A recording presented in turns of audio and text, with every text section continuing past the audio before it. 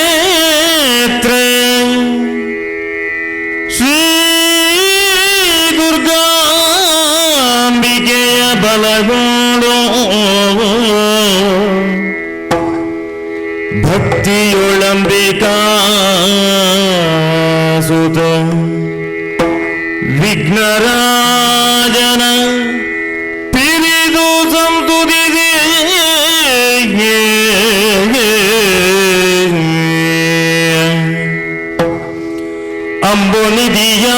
ಅಂಬುನಿಧಿಯಾತ್ಮಜಿಗಿ ಕೈ ಮುಗಿದು ಅಂಬುಜಾಸನವಾಣಿಯರ ಪಾದಾಂಬುಜಗಿ ಪುಣಮಡುತ್ತ ವರ್ಣಿಪಿನಿ ಕಥಾಮೃತ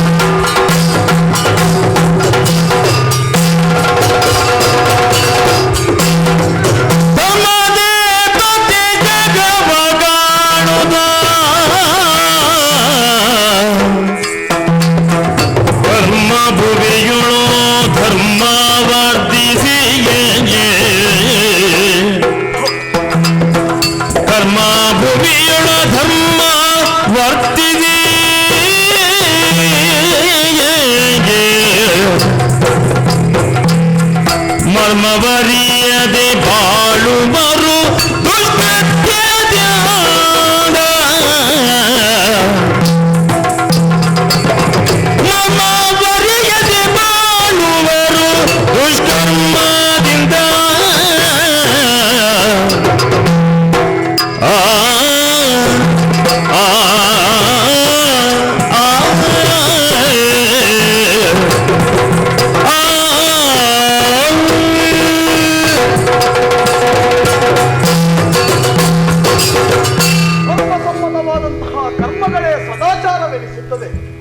ಅಥವಾ ಸದಾಚಾರದಿಂದಲೇ ಧರ್ಮವು ಸ್ಥಿರವಾಗಿ ಉಳಿಯುತ್ತದೆ ಎನ್ನುವ ಧರ್ಮದ ಮರ್ಮವನ್ನು ಅರಿತು ಧರ್ಮದೇವತೆಯಾಗಿ ಕರ್ಮಭೂಮಿಗೆ ನನ್ನನ್ನು ಕಳುಹಿಸಿಕೊಟ್ಟವರು ನನ್ನ ದೇವರಾದಂತಹ ಈಶ್ವರ. ಹಾಗಂದುಕೊಂಡು ಭಗವಂತನ ಆನತಿಯ ಮೇರೆಗೆ ಧರೆಗಿಳಿದು ಧರ್ಮ ರಕ್ಷಣೆಯ ಕೈಂಕರ್ಯದಲ್ಲಿ ಮುಂದುವರಿಯುತ್ತಾ ಇದ್ದೇನೆ. ದಾರಿಯನ್ನ ತಪ್ಪಿ ಅಧರ್ಮದ ದಾರಿಯನ್ನು ಹಿಡಿದಂತಹ ದುಷ್ಟರನ್ನು ಶಿಕ್ಷಿಸಲೋಸ್ಕರ ನನಗೆ ಬೇಕಾದಂತಹ ಅಧಿಕಾರವನ್ನು ಭಗವಂತನೇ ಕೊಟ್ಟವನಿದ್ದಾನೆ. ಮಾಡಿದ್ದಾರೆ.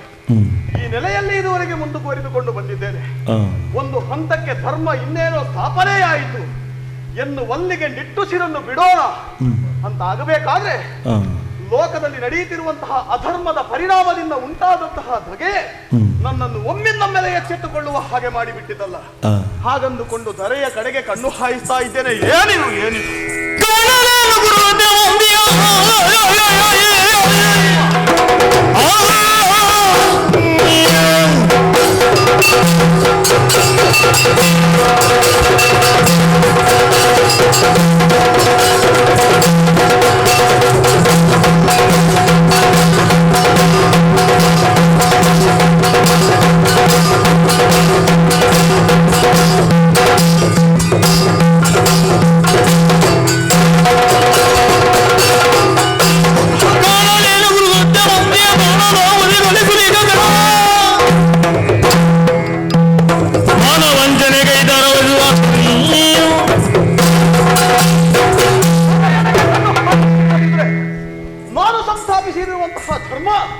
ಅದೇ ದಾರಿಯಲ್ಲಿ ಮುಂದುವರಿಯುತ್ತಾ ಇದೆ ಎನ್ನುವ ಹಾಗೆ ಭಾವಿಸಿಕೊಂಡಿದ್ದೆ. ಭ್ರಮೆಯಾಗಿ ಹೋಯಿತಲ್ಲ.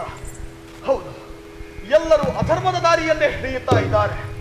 ಮೂಲ ಕಾರಣ ಏನು ಅಂತ ಹುಡುಕಿದ್ರೆ ಬದುಕಿಗಾಗಿ ಕಂಡುಕೊಂಡಂತಹ ದಾರಿ ಅದು ವರ್ಣ ವ್ಯವಸ್ಥೆ. ಅದರಿಂದ ಮುಂದುವರಿಯಿತು ಜಾತಿ ಪದ್ಧತಿ. ಜಾತಿ ಪದ್ಧತಿಯನ್ನೇ ಅಸ್ತ್ರವಾಗಿಸಿಕೊಂಡು ಮೇಲ್ಜಾತಿಯವರು ಕೆಳಜಾತಿಯವರ ಮೇಲೆ ಶೋಷಣೆಯನ್ನು ಮಾಡುತ್ತಾ ಇದ್ದಾರೆ. ಹಾಗಾದರೆ ಇದಕ್ಕೆ ಸರಿಯಾದ ದಾರಿಯನ್ನು ತೋರಿಸಬೇಕಿದ್ರೆ ಭಗವಂತನೊಳಗೆ ಸಮಾಲೋಚಿಸಬೇಕಾಗುತ್ತದೆ. ಆತ ತೋರಿಸಿದಂತಹ ದಾರಿಯಲ್ಲಿ ನೀವು ಅದರಲ್ಲೇ ಮುಂದುವರಿಯಬೇಕಾಗುತ್ತದೆ. ಹಾಗಾಗಿ ತಡ ಮಾಡದೆ ಕೈಲಾಸಗಳಿಗೆ ಸಾಗುತ್ತದೆ.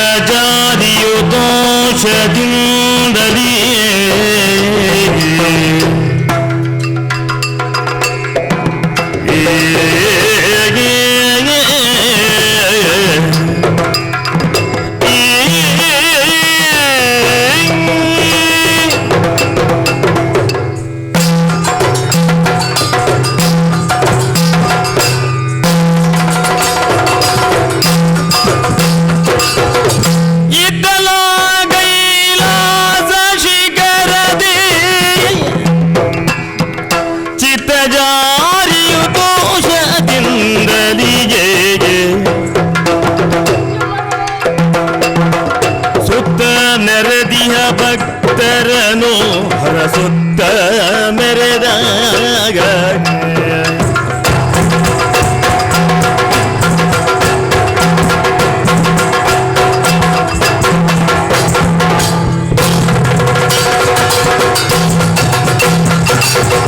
ಸುತ್ತ ಮೆರೆದಿಯ ಭಕ್ತರನು ಹರಸುತ್ತ ಮೆರೆದಾಗ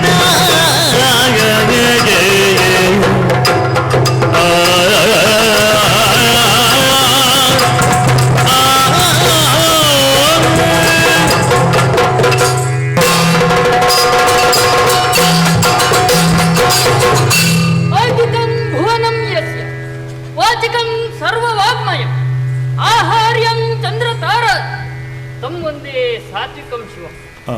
ಯಾವಾತನ ಅಂಗವೇ ಈ ಭುವನವಾಗಿದೆಯೋ ಬ್ರಹ್ಮಾಂಡದಲ್ಲಿ ಹೊರಡುವಂತಹ ಪ್ರತಿಯೊಂದು ಶಬ್ದಗಳು ಯಾವಾತನ ವಾಕ್ಯಗಳು, ಯಾವಾತನು ಗ್ರಹ ನಕ್ಷತ್ರ ತಾರೆ ಸೂರ್ಯ ಚಂದ್ರಾದಿಗಳನ್ನೆಲ್ಲ ತನ್ನ ಆಭರಣವಾಗಿ ಉಳ್ಳವನು ಅಂತಹ ಸಾತ್ವಿಕ ಶಿವನಿಗೆ ನಮೋ ನಮಃ ಎಂಬುದಾಗಿ ಋಷಿಗಳು ಜ್ಞಾನಿಗಳು ದಿವ್ಯ ದೃಷ್ಟಿ ಉಳ್ಳವರೆಲ್ಲ ಕೊಂಡಾಡಿದ್ದಾರೆ.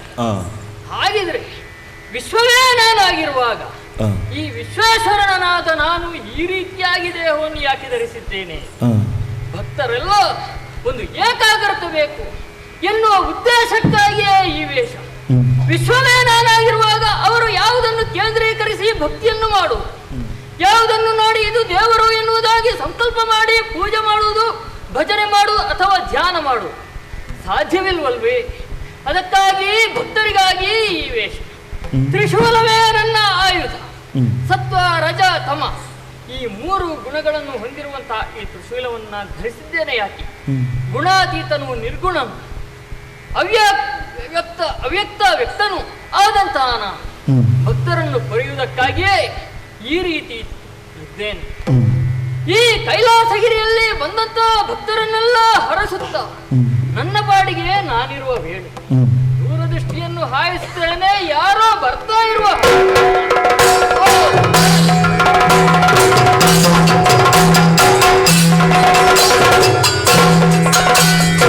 ಶಿವಶಂಕರ ಗಿರಿಜಾದವ ನಟವರ ಪವನ ಗಂಗಾಧರ ಶರಣೋ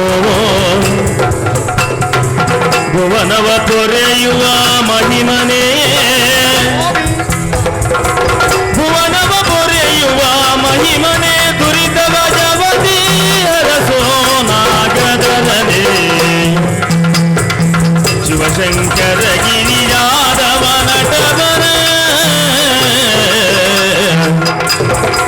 ಶರಣೋ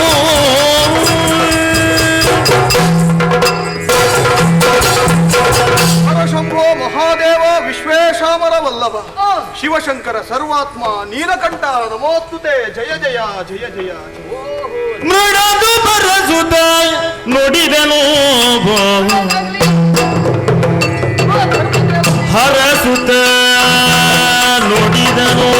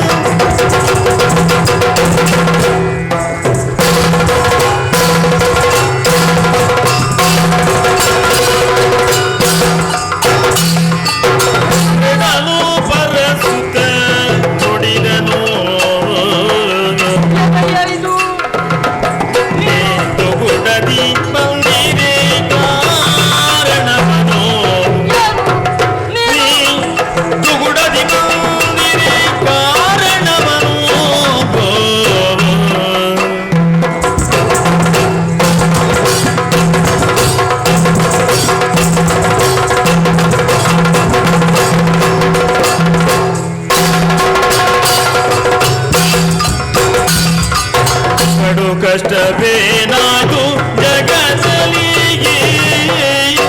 ಈ ಜಗದಲ್ಲಿ ದುರಿತವು ಒಡನೆಯೇ ಬೇಗ ಕಡು ಕಷ್ಟವೇನಾದು ಜಗದಲ್ಲಿ ದುರಿತವು ಒಡನೆಯೇ ಬೇಗ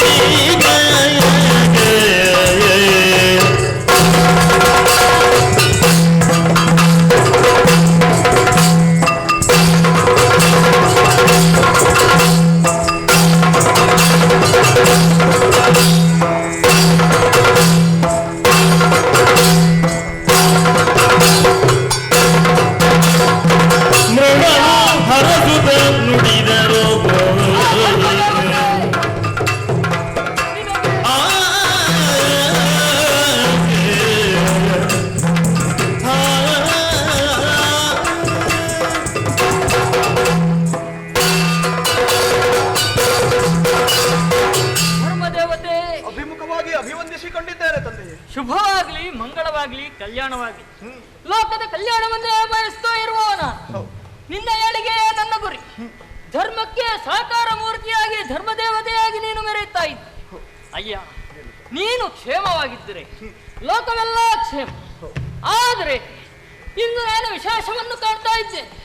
ಯಾವತ್ತೂ ನಗುಮಗದಿಂದ ಬಂದು ನನ್ನ ಪಾದ ಸೇವೆಯನ್ನು ಮಾಡಿ ಮುಂದೆ ಅರ್ಪಣೆ ಎಂಬುದಾಗಿ ಅರ್ಪಣೆಯನ್ನು ಬೇಡಿ ನನ್ನ ಆಜ್ಞೆಯನ್ನು ಪಾಲಿಸ್ತಾ ಇದ್ದವನೇ.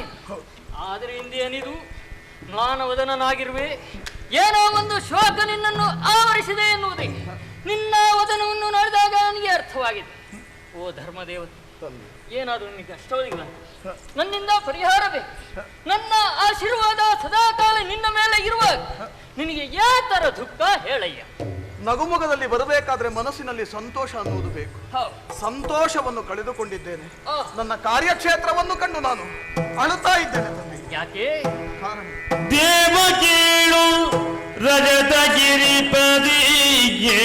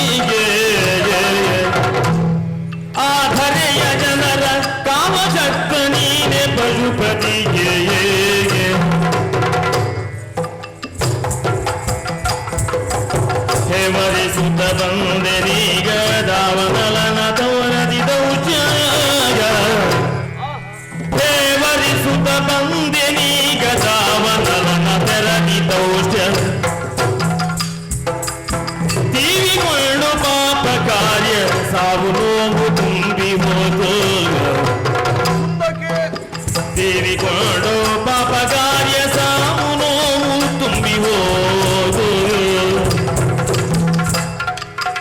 ದೇವರಾಜಿಯೋ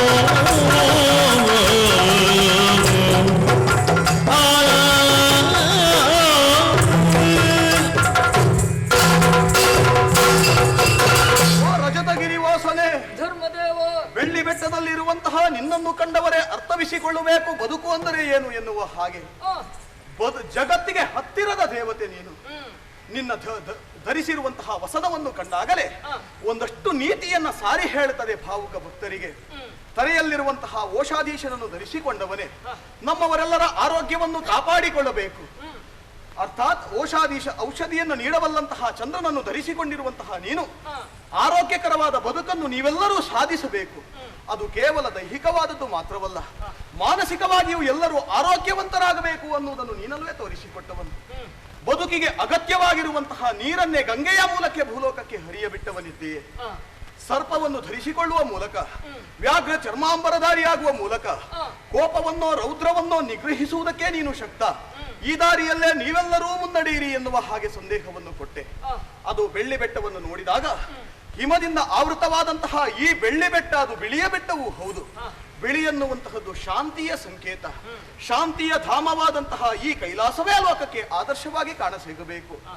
ಪನ್ನಗಾಭರಣನಾದಂತಹ ನೀನು ಒಂದೆಡೆಯಲ್ಲಿ ಆದರೆ ಮಯೂರ ವಾಹನನಾದಂತಹ ಕುಮಾರಸ್ವಾಮಿ, ನಿಮ್ಮ ವಾಹನಗಳು ನಿಮ್ಮ ಜಂತುಗಳು ಪರಸ್ಪರ ವೈರಿಗಳಾದರೂ ಕೈಲಾಸದಲ್ಲಿ ಅದು ಪ್ರೀತಿ ಸಾಮರಸ್ಯದಿಂದ ಬದುಕುತ್ತಾ ಇದ್ದರು.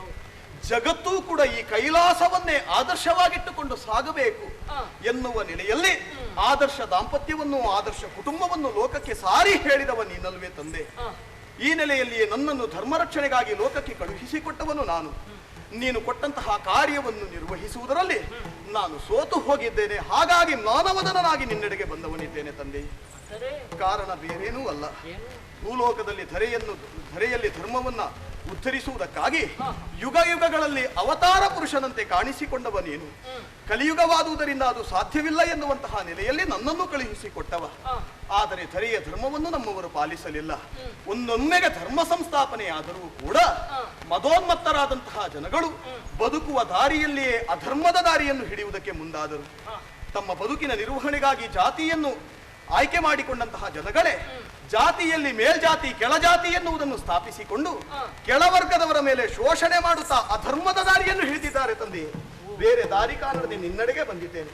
ದಾರಿ ತೋರಿಸುವುದೇ ದಾರಿ ತೋರಿಸು. ಧರ್ಮದೇವ ಮರುಗದಿರೋ ಧರ್ಮದೇವತೆ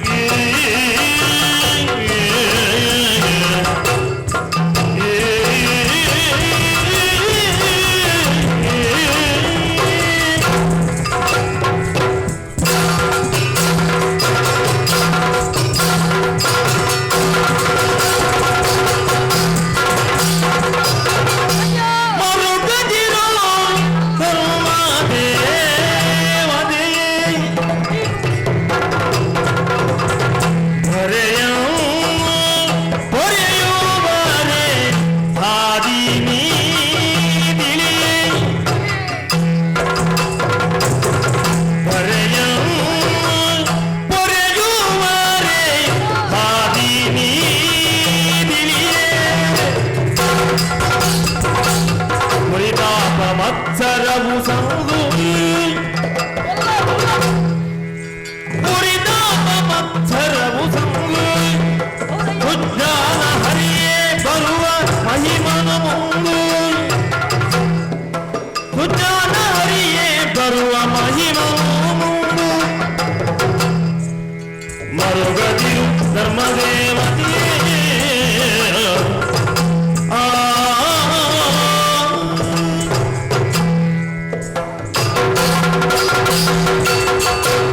ಧರ್ಮದೇವತೆ ಭಗವಂತ, ಲೋಕವೆಲ್ಲ ಹಾಳಾಗಿರುವುದನ್ನು ಕಂಡು ನೀನು ಮರುಗುತ್ತಾ ಇದ್ದೀಯ. ಹೌದು. ಧರ್ಮದೇನು ನಿನ್ನನ್ನು ಧೇನುವಿಗೆ ಹೋಲಿಸಿದ್ರೆ ಕೃತಯುಗದಲ್ಲಿ ಧೇನು 4 ಕಾಲಿನ ಮೇಲೆ ಭೂಲೋಕದಲ್ಲಿ ನಿಲ್ಲುತ್ತದೆ. ಆದರೆ ತ್ರೇತೆಗೆ ಬಂದಾಗ 1 ಕಾಲು ಮುರಿಯಲ್ಪಟ್ಟது. ದ್ವಾಪರದಲ್ಲಿ ಎರಡೂ ಕಳ್ಕೊಳ್ತದೆ. ಆದ್ರೆ ಈ ಕಲಿಯುಗದಲ್ಲಿ ಕೇವಲ ಒಂದು ಪಾದದಿಂದಲೇ ಧರ್ಮ ಸ್ಥಾಪನೆಯಾಗಬೇಕು. ಆದ್ರೆ ಹೇಗೆ ಸಾಧ್ಯ? ಸಾಧ್ಯವೇ ನಿಮ್ಮಿಂದ? ಇಲ್ಲವೇ ಇಲ್ಲ. ಆವಾಗ ನನ್ನನ್ನು ಪ್ರಾರ್ಥಿಸಿ, ನಾನಿದ್ದೇನೆ, ಯೋಚಿಸಬೇಡ. ಆದರೂ ಈ ಕಲಿಯುಗದ ನೀತಿಯೇ ಹಾಗೆ. ಕಲಿಯು ಆವರಿಸಿದ ಮೇಲೆ ಲೋಕದ ಜನರೆಲ್ಲ ಕೆಟ್ಟು ಹೋಗ್ತಾರೆ, ಕುಲಸ್ತ್ರೀಯರೆಲ್ಲ ಹಾಳಾಗಿ ಹೋಗ್ತಾರೆ, ಧರ್ಮವು ಜ್ಞಾನಿಯಾಗ್ತದೆ. ಬ್ರಾಹ್ಮಣೋತ್ತಮರೆಲ್ಲ ತಮ್ಮ ಜಾತಿಯ ನೀತಿಯನ್ನು ಬಿಟ್ಟು ತಮಗೆ ಬೇಕಾದ ಹಾಗೆ ಮಾಂಸಾಹಾರವನ್ನು ಮಾಡಿಕೊಂಡು ಹಿಂಡವನ್ನು ಕುಳಿದುಕೊಂಡು ಜೀವನವನ್ನೇ ಹಾಳು ಮಾಡುವುದು ಮಾತ್ರವಲ್ಲದೆ ಲೋಕವನ್ನೇ ಹಾಳು ಮಾಡುವುದಕ್ಕೆ ಮುಂದಾಗಿ ಹೋಗ್ತಾರೆ. ಇಂತಹ ಈ ಪರಿಸ್ಥಿತಿಯಲ್ಲಿ ಧರ್ಮವನ್ನು ಉಳಿಸುವುದು ಹೇಗೆ ಎನ್ನುವಂತಹ ಚಿಂತನೆ ಯೋಚಿಸಬೇಡಯ್ಯ. ಯುಗ ಯುಗಗಳಲ್ಲಿ ಅವತಾರವನ್ನು ಎತ್ತಿ ಅಥವಾ ಮಹಾಪುರುಷರನ್ನು ಧರೆಗೆ ಕಳುಹಿಸಿ ಧರ್ಮವನ್ನು ಉತ್ತರಿಸುವುದೇ ನನ್ನ ಮೂಲ ಧ್ಯೇಯ. ಯಾವತ್ತೂ ಕೂಡ ಧರ್ಮಕ್ಕೆ ಗ್ಲಾನಿಯಾಗುವುದಿಲ್ಲ. ಮಾತ್ರವಲ್ಲ, ಲೋಕದ ಜನರಿಗೆ ಭಕ್ತರಿಗೆ ಯಾವ ತೊಡಕು ಉಂಟಾಗುವುದಿಲ್ಲ. ಕೃತಯುಗದಲ್ಲಿ ಜಪ ತಪಾದಿಗಳಿಂದ ದೇವರನ್ನು ಮೆಚ್ಚಿಸಿದ್ರಿ, ತ್ರೇತೆಯಲ್ಲಿ ಅನುಷ್ಠಾನಗಳಿಂದ, ಆಮೇಲೆ ದ್ವಾಪರದಲ್ಲಿ ಯಜ್ಞ ಯಾಗಾದಿಗಳಿಂದ, ಮತ್ತೆ ಕಲಿಯುಗದಲ್ಲಿ ಕೇವಲ ಸ್ತೋತ್ರ ಮಾತ್ರ. ಯಾವತ್ತೂ ಭಕ್ತಿಯಿಂದ ದೇವರೇ ನೀನೇ ಗತಿಯನ್ನು ಸ್ತೋತ್ರ ಮಾತ್ರದಿಂದಲೇ ದೇವರನ್ನು ಸ್ತುತಿ ಮಾಡ್ತಾನೆ. ಅಂತವನಿಗೆ ನಾನು ಪ್ರತ್ಯಕ್ಷನೂ ಹೌದು, ಪ್ರಸನ್ನನೂ ಹೌದು. ಆದರೆ ಅಂತವರು ಈ ಯುಗದಲ್ಲಿ ಯಾರು ನೋಡುವುದಕ್ಕೆ ಸಿಗುತ್ತಾ ಇಲ್ಲ. ಅರಿವು ಎನ್ನುವುದು ಕುಂದಿ ಹೋಗಿದೆ. ಲೋಕದ ಜನರಿಗೆ ಅರಿವು ಮೂಡಿಸಬೇಕು ಅಂತಾದ್ರೆ ಗುರು ಬೇಕಲ್ವೇ? ಅರಿವೇ ಗುರು. ಹಾಗಿದ್ರೆ ಆ ಅರಿವನ್ನು ಮೂಡಿಸುವ ಗುರು ಯಾರು? ಆ ಬಗ್ಗೆ ನಾನು ಆಲೋಚನೆ ಮಾಡ್ತೀನಿ.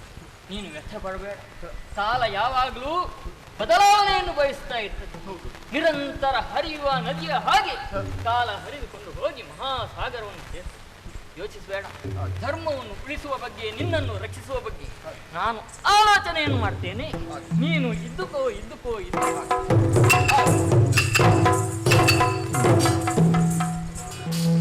ಮಗನಾಗ ಕೊಟ್ಟಿಯ ಮಣ ದಂಪತಿ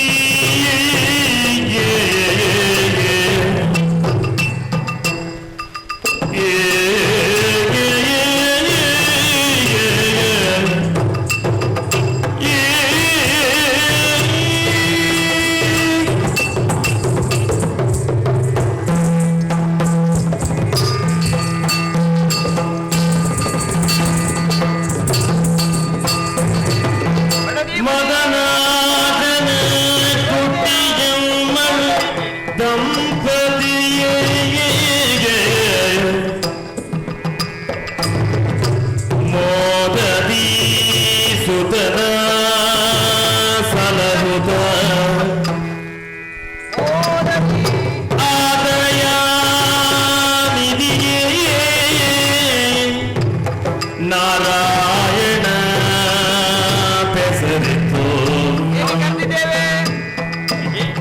ಸಾಗರದಲ್ಲಿ ಕೊರೆಯುತ್ತೀರೆ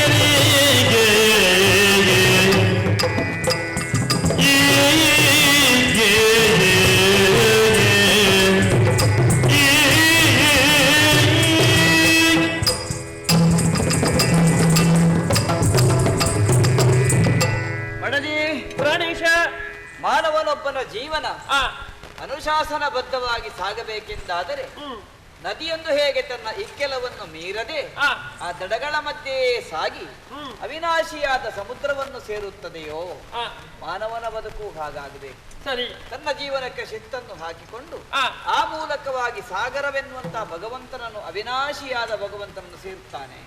ಇದು ಲೋಕದ ಧರ್ಮ. ನೋಡು, ಸತ್ಯ. ಪುಟ್ಟೆಮ್ಮಳಾಗಿ ನನಗೆ ಮಡದಿಯಾಗಿ ಈ ಮನೆಯನ್ನು ಪ್ರವೇಶ ಮಾಡಿದ ಮೇಲೆ ನಮ್ಮ ಈ ಗ್ರಾಮದಲ್ಲಿ ನಮಗೆ ಒಳ್ಳೆಯ ಹೆಸರುಂಟು. ಹೌದು ಸ್ವಾಮಿ. ಒಳ್ಳೆಯ ರೀತಿಯ ವೈದ್ಯ ಪದ್ಧತಿಯ ಜೀವನ ನಡೆಸಿಕೊಂಡು ಬಂದ ಕಾರಣಕ್ಕಾಗಿ ಈ ಗ್ರಾಮ ನಮ್ಮನ್ನು ಪೂಜಿಸುತ್ತದೆ, ನಮ್ಮನ್ನು ಆರಾಧಿಸುತ್ತದೆ. ಮಾದನ್ ಆಸಾನ್, ನಮ್ಮ ವಂಶ ಪಾರಂಪರ್ಯವಾಗಿ ನಾನು ಆಸಾನ್ ಅಂತ ಕರೆಸಲ್ಪಟ್ಟರೂ ಕೂಡ ಇಲ್ಲಿಗೆ ಗುರಿಕಾರನಾಗಿದ್ದೇನೆ. ನೋಡು, ಹೌದು. ನಮ್ಮ ಸುಖ ದಾಂಪತ್ಯದ ಫಲವಾಗಿ ಎಷ್ಟೇ ಕಷ್ಟಗಳಿದ್ರೂ ಕೂಡ ನಾವು ನಮ್ಮ ಜೀವನವನ್ನು ನಿತ್ಯ ನೈಮಿಷ್ಟಿಕ ಕರ್ಮದಿಂದ ಮಾಡಿಕೊಂಡು ಬಂದದ್ದು. ಸತ್ಯ. ಮಗನೊಬ್ಬನನ್ನು ಪಡೆಯಬೇಕೆನ್ನುವಂತ ಆಸೆ, ಆ, ಅಥವಾ ಹೆಣ್ಣಾದ ನಿನಗೂ ಅದೇ ಆಸೆ ಇತ್ತು. ಹೆಣ್ಣು ಯಾವಾಗಲೂ ಪೂರ್ಣತೆಯನ್ನು ಪಡೆಯುವುದು ಕರುಳಬಳ್ಳಿ ಕತ್ತರಿಸಿ ಬಂದಾಗ ಮಾತ್ರ. ಸರಿ. ಆಗ್ಲಿಲ್ಲ ಅನ್ನೋ ದುಃಖದಲ್ಲಿ ಆ, ಶ್ರೀಕೃಷ್ಣ ಸ್ವಾಮಿಯನ್ನು ಪ್ರಾರ್ಥನೆ ಮಾಡಿಕೊಂಡೆವು. ಹ್ಮ್. ಗುರುವಾಯೂರಪ್ಪನಿಗೆ ಅಡ್ಡ ಬಿದ್ದೆವು. ಆ, ಆ ಮೂಲಕವಾಗಿ ವರರೂಪವಾಗಿ ಪ್ರಸಾದ ರೂಪವಾಗಿ ನಮಗ ಮಗ ಹುಟ್ಟಿಕೊಂಡ. ದೇವರು ನೀಡಿದ್ದಾರೆ. ಬ್ರಾಹ್ಮಣನೊಬ್ಬ ಬಂದು ಹೇಳಿದ್ರು, ಆ, ಆ ಗುರುವಾಯೂರಿನಲ್ಲಿ ಹ್ಮ್. ಈ ರೀತಿಯ ವ್ರತವನ್ನು ಮಾಡಿ ನಿಮಗೆ ಒಳ್ಳೆದಾಗ್ತದೆ. ಆ, ಹಾಗಾಗಿ ಈ ಜಂಬಳಾಂತಿ ಗ್ರಾಮದಲ್ಲಿ ನಮಗೆ ಪುತ್ರನ ಆ ಒಂದು ವೈಭವವನ್ನು ಕಾಣುವ ಅವಕಾಶ ಸಿಕ್ಕಿತು. ಸತ್ಯ. ನಾರಾಯಣನ ಆ ಒಂದು ಅನುಗ್ರಹ ದೊರಕಿದ್ದರಿಂದ ಹ್ಮ್. ನಾರಾಯಣ ಅಂತಲೇ ಹೆಸರಿಟ್ಟಿದ್ದೇವೆ. ಹಾ. ಮುದ್ದಿನಿಂದ ನಾನು ಎಂದು ಕರೆದು ಹ್ಮ್. ಅಕ್ಕರೆ ಪ್ರೀತಿಯಿಂದ ಸಾಕಿ ಸಲಹುತ್ತಾ ಬರ್ತಾ ಇದ್ದೇವೆ. ಹ್ಮ್. ಹೌದಷ್ಟೇ. ಹೌದು. ಯಾರ್ಯಾರೆಲ್ಲ ಜೀವನದಲ್ಲಿ ದುಃಖವನ್ನು ಹೊತ್ತುಕೊಂಡು ಬಂದಿರ್ತಾರೋ ಹ್ಮ್. ಅವರೆಲ್ಲರ ಕಣ್ಣೀರನ್ನು ಒರೆಸುವುದಕ್ಕೆ ಸಾಧ್ಯವಿಲ್ಲದೆ ಹೋದರೂ ಹ್ಮ್. ಸಾಂತ್ವನದ 4 ಮಾತುಗಳನ್ನು ಹೇಳಬಹುದು. ಸರಿ. ನಾನು ಆಯುರ್ವೇದವನ್ನು ಸ್ವಲ್ಪ ಬಲ್ಲವನಾದದ್ದರಿಂದ ಹಾ. ಜನರು ಕಷ್ಟವನ್ನು ಹೊತ್ತು ಬರುವಾಗ ಹ್ಮ್. ಅವರಿಗೆ ಮಾತುಗಳನ್ನು ಜೊತೆಗೆ ಔಷಧವನ್ನು ಕೊಟ್ಟು ಗುಣಪಡಿಸುತ್ತೇನೆ. ಸರಿ. ನನಗೆ ಅಪೇಕ್ಷೆ ಇರುವಂತದ್ದೇ ಹಾ. ಲೋಕದ ಜನರ ಕಣ್ಣೀರನ್ನು ಒರೆಸುವ ಹಾಗೆ ನಮ್ಮ ಮಗು ಆದ್ರೆ ಸಾಕು ಅಲ್ವೇನೆ. ಏನ್ ಹೇಳ್ತೀನಿ, ನನಗೆ ಗೌರವವನ್ನು ಕೊಡ್ತಾ ಇದ್ದಾರೆ. ಏನ್ ಹೇಳ್ತೀನಿ, ನಿನ್ನ ಅಭಿಪ್ರಾಯ ಏನು? ಸ್ವಾಮಿ, ಹಾ. ನನ್ನದೊಂದು ಮಾತಾಡು. ಸತಿಯು ನುಡಿದಳು ಪಾಠಶಾಲೆಗೆ ಸುತನ ಕಳುಗ ವರುಷ ತುಂಬಿದೆ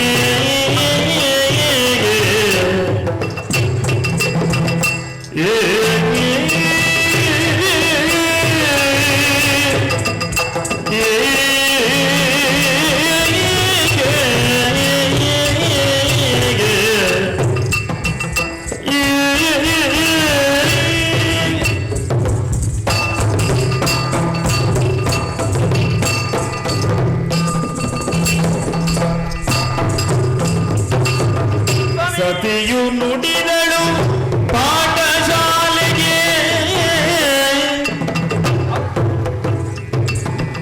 ಸುತನ ಕಳುಹಲು ವರುಷ ತುಂಬಿದೆ ಎಷ್ಟಾಯ್ತು ಪ್ರಾಯ?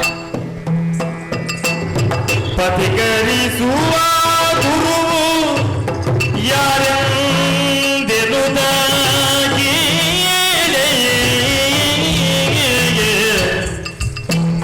ಪಥಿಕರಿಸುವ ಗುರು ಯಾರೆಂದೆನುದ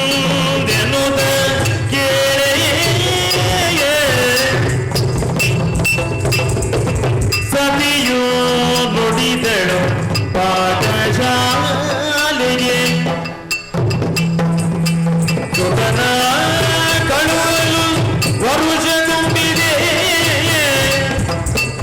ಪತಿಯೇ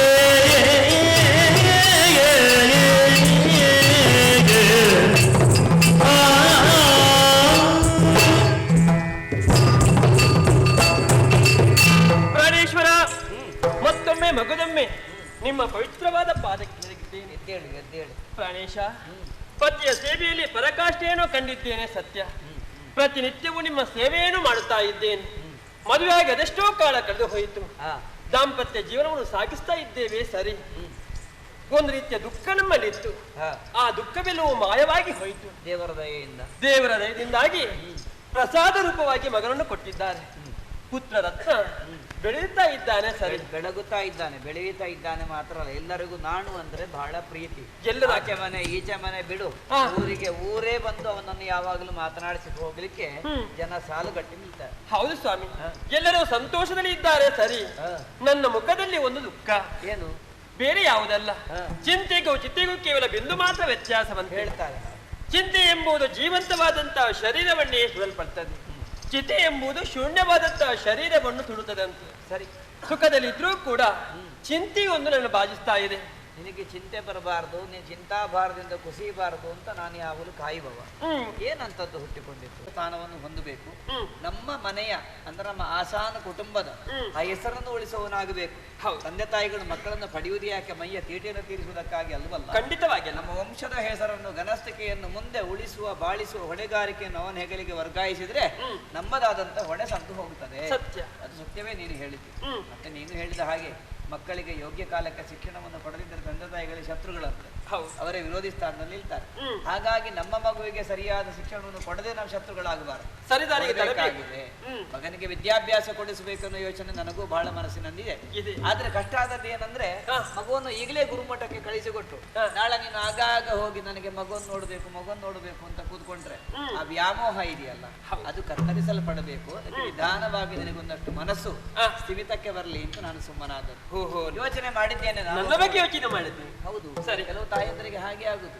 ಮಕ್ಕಳನ್ನು ವಸತಿ ಗೃಹಕ್ಕೆ ಕಳಿಸೋಣವೋ, ಅಲ್ಲೇ ಮಕ್ಕಳು ಗುರುಪಟ್ಟದ ಪಾಠ ಕಲೀಲಿಯೋ ಅನ್ನುವಾಗಿ ತಾಯಿಗೆ ಚಿಂತೆ ಪ್ರಾರಂಭ ಆಗುದು. ಅಷ್ಟೊತ್ತಿಗೆ ಆ ಮಗು ಅದೇ ಯೋಚನೆ ಬರುದು. ಆಚೆ ಮಗುವಿಗೆ ಶಿಕ್ಷಣವೂ ಇಲ್ಲ, ತಂದೆ ತಾಯಿಗೆ ಸುಖವೂ ಇಲ್ಲ ಅಂತ ಆಗ್ತದೆ. ಹಾಗಾಗಬಾರ್ದು. ನಾಳೆ ಐಗಳ ಮಟ್ಟಕ್ಕೆ ಕಳಿಸಿಕೊಟ್ಟ ಮೇಲೆ ನೀನು ನಿತ್ಯಲ್ಲಿ ಕೊರಗಲಿಕ್ಕೆ ಪ್ರಾರಂಭ ಮಾಡಿದ್ರೆ ನನಗೆ ನಿನ್ನನ್ನು ಸಮಾಧಾನ ಮಾಡೋ ಪುನಃ ಒಂದು ಜೊತೆ ಕೆಲಸ ಆಗಿ ಹೋಗ್ತದೆ. ಹಾಗಾಗಿ ನಮ್ಮವರೇ ಇದ್ದಾರೆ, ನಮಗೆಲ್ಲ ಶಿಕ್ಷಣವನ್ನು ಕೊಟ್ಟವರಿದ್ದಾರೆ. ಇಲ್ಲಿನವರೇ ಹೆಸರಾಂತ ಗುರುಗಳಲ್ಲಿ ಅಗ್ರಗಣ್ಯರು, ಶ್ರೇಷ್ಠರು, ಅಗ್ರಗಣ್ಯ ಸ್ಥಾನದಲ್ಲಿಲ್ಲಬಲ್ಲ ಅಂತ ಒಂದು ಯೋಗ್ಯತೆಯನ್ನು ಹೊಂದಿರು ಮೂತ ಪಿಳ್ಳೆಯವರು. ಅವರದ್ದೇ ಆದಂತಹ ಗುರುಕುಲವನ್ನು ಕಟ್ಟಿಕೊಂಡಿದ್ದಾರೆ. ಅಲ್ಲಿ ಬೇಕಾದ ಶಿಕ್ಷೆಗಳನ್ನು ಯಾರು ಬಯಸಿ ಬರ್ತಾರೋ ಅವರಿಗೆ ಶಿಕ್ಷಣ. ಅಲ್ಲಿ ಶಿಕ್ಷಣ ಅನ್ನೋದು ಕ್ಷಣ ಶಿಕ್ಷಣ. ಕೆಲವು ಕಡೆ ಶಿಕ್ಷಣ ಅನ್ನೋದು ಶಿಕ್ಷೆಯೇ ಆಗ್ತದೆ ಮಕ್ಕಳಿಗೆ. ಹಾಗಾಗಬಾರ್ದು. ಕ್ಷಣ ಒಳ್ಳೆಯ ಶಿಕ್ಷಣವನ್ನು ಕೊಡುವ ಗುರುಗಳಾದ ಮೂತಪಿಳ್ಳೆಯವರಿರುವಾಗ ಚಿಂತೆ ಯಾಕೆ? ನಮ್ಮ ಹುಡುಗನನ್ನು ಅವರ ಬಳಿಗೆ ಕೊಟ್ಟು ಸಂಸ್ಕಾರಯುತವಾದ ಯೋಗ್ಯವಾದ ಶಿಕ್ಷಣವನ್ನು ಕೊಡಿಸೋಣ. ಏನ್ ಹೇಳ್ತಿ? ಮನಸ್ಸಿಗೆ ಸಂತೋಷವಾಯಿತು. ಮತ್ತೆ ತಡ ಮಾಡುದು ಯಾಕೆ? ಹುಡುಗ ಎಲ್ಲಿದ್ದಾನೆ? ಮಗನನ್ನು ಕರೆಯುವುದೇ.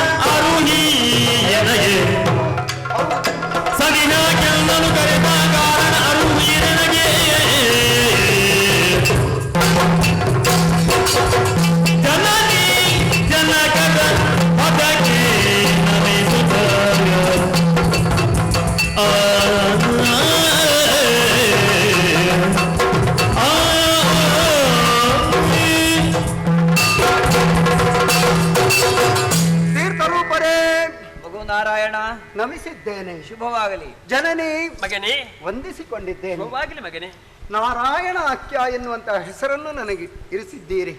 ನಾನು ಅಂತ ಪ್ರೀತಿಯಿಂದ ಕರೆಯುತ್ತಾ ಇದ್ದೀರಿ.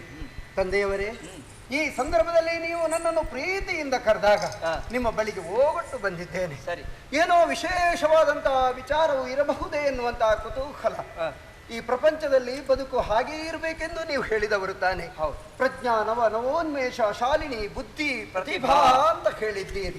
ಪ್ರಜ್ಞೆ ಎನ್ನುವುದು ಹೊಸತನ್ನು ಕಾಣುವ ಹಾಗಿರ್ಬೇಕು, ಹಾಗೆ ನೀನು ಬೆಳೆಬೇಕು ಮಗನೇ ಅಂತ ಹೇಳಿದ್ದೀರಿ.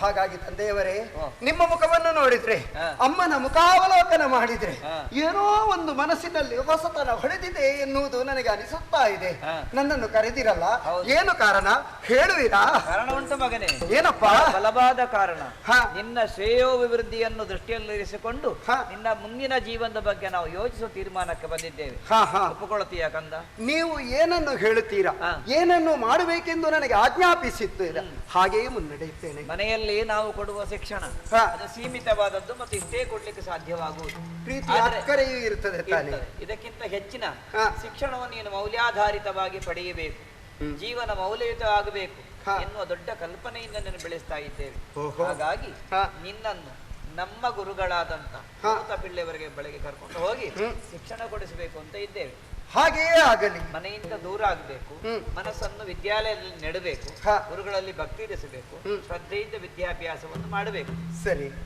ತಾಯಿಗೆ ಸ್ವಲ್ಪ ಕಷ್ಟ ಆಗ್ತದೆ ಮಗನನ್ನು ಬಿಟ್ಟಿರ್ಲಿಕ್ಕೆ, ಅವಳು ಸ್ವಲ್ಪ ಯೋಚನೆ ಮಾಡ್ತಾಳೆ ಏನ್ ಮಾಡುದು. ಅಕ್ಕರೆಯಿಂದ ಸಾಕಿದವರು ನನ್ನಮ್ಮ. ಹೌದು. ನಿನ್ನನ್ನು ಅಮ್ಮ, ಬಿಟ್ಟು ಕಲಿತು ಒಂದು- ಬರ್ತೇನಮ್ಮ. ಒಂದು ದಿವಸ ಕೂಡ ನಿನ್ನನ್ನು ಬಿಟ್ಟು ಇರ್ಲಿಲ್ಲ ಅವಳು, ಹಾಗಾಗಿ ಅವಳಿಗೆ ಸ್ವಲ್ಪ ಸಂಶಯ ಆಗುದು. ವಿದ್ಯೆ ಎಂಬುದು ಮುಖ್ಯ ತಾನೆ. ಹೌದೌದು, ಯಾರು ವಿದ್ಯಾವಂತನಾಗ್ಬೇಕು ನನ್ನ ಮಗ. ಶ್ರದ್ಧಾವಾನ್ ಲಭತೆ ಜ್ಞಾನ. ಹೌದು. ಪಡೆಯುತ್ತೇನೆ ಜ್ಞಾನವನ್ನು. ಸರಿ. ಹೋಗಿ ಬಾ ಮಗನೇ. ಹಾಗಾದ್ರೆ ಹಾ. ಅಲ್ಲಿವರೆಗೆ ಹೋಗ. ಆಯಿತು.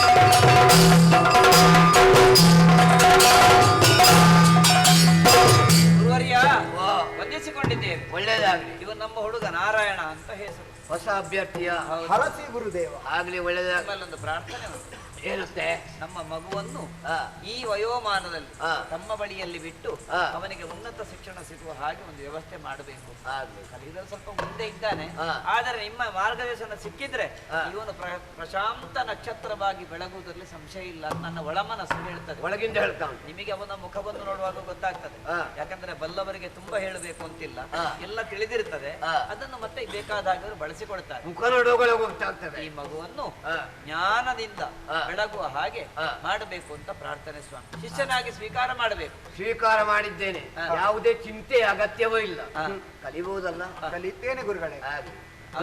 ಅವನು ಕಠಿಣ ಜೀವಿ, ಕಠಿಣ ಜೀವಿ, ಸಮಜೀವಿ. ಸಮಜೀವಿ. ಏನು ಚಿಂತೆ ಮಾಡುವಾಗ ಅದೇ. ಆವಾಗ ಬರುವುದು ಬೇಡ ಇಲ್ಲಿಗೆ. ಹಾ. ಅಲ್ಲ, ನಮಗೆ ನಮ್ಮ ಮಗುವನ್ನು ನೋಡ್ಬೇಕು ಅಂತಿದ್ರೆ ತಿಂಗಳಿಗೊಮ್ಮೆ ನಾನೇ ಕಲಿಸ್ತೇನೆ. ಹಾಗೆ. ಹಾಗಾದ್ರೆ ನಾನು ಹೋಗ್ಬೋದಲ್ಲ? ಆಗ್ಲಿ, ಮಗು, ಎಚ್ಚರ. ವಿದ್ಯಾ ದದಾತಿ ವಿನಯಂ ವಿನಯಮೇ ಪಾತ್ರಂ ಪಾತ್ರಮೇ ಧನಂ. ಸರಿ ಜನಕ.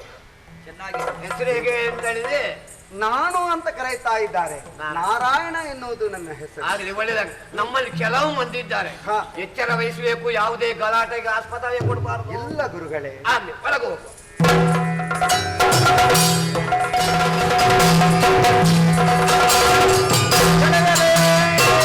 ಹರುಷದಿನಿ ಚರಕೂಡೆ ತಾ ಹೊರಡುತ್ತ ಆಟವನಾಡಿ ತಾ ಹೊರಡುತ್ತ ಆಟವನಾಡಿ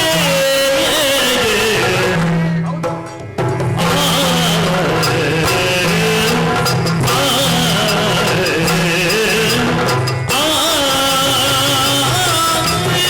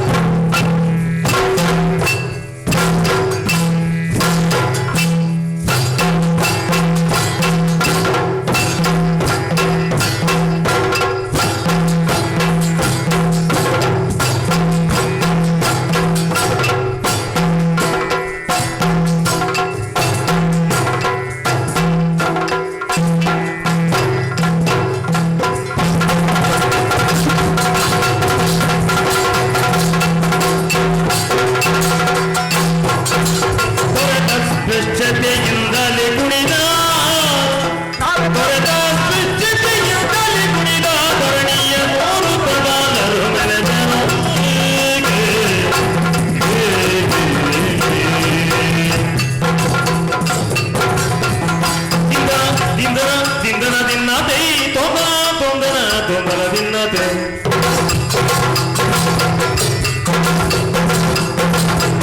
ದೀದನ ದೀದನ ದೀದನ ದಿನ್ನತೆ ತೊಂದನ ದೀದನ ದೀದನ ದಿನ್ನತೆ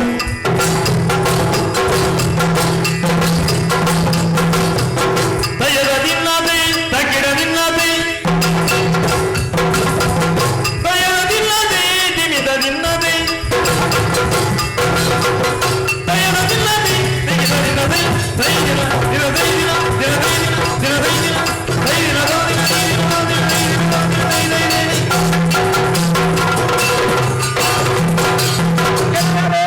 ನಾವೆಲ್ಲರೂ ಚೆನ್ನಾಗಿ ಆಟವಾಡಬೇಕು. ನೀವೆಲ್ಲರೂ ನನ್ನ ಜೊತೆಗೆ ಬರಬೇಕು. ಆಟವಾಡೋಣ ಆಟವಾಡೋಣ ಆಟವಾಡೋಣ.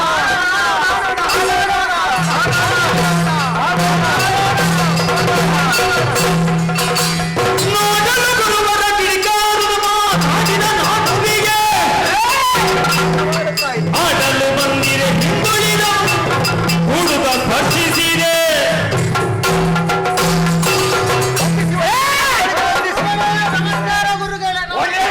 ಗುರುಗಳೇ, ನನ್ನ ಓರಗೆಯವರು, ಇವರ ನನ್ನ ಗೆಳೆಯರು, ಜೊತೆಗಾರರು ಆಡುವುದಕ್ಕಾಗಿ ಒಟ್ಟು ಸೇರಿದ್ದೇವೆ. ಆಟ ಆಡುವುದಕ್ಕೆ ಇದು ಸ್ಥಳ ನಿಮಗೆ? ಅಲ್ಲ, ನಮ್ಗೆ ಆಟ ಆಡ್ಬೇಕೀಗ. ಗುರುಮಠ ಅಂದ್ರೆ ಏನು? ಗುರುಗಳೇ, ಆ, ಮಂಗಳವಾದ ಆವರಣ ಇದೆ. ಮಂಗಳ ಗಂಗೋತ್ರಿಗೆ ಇದು.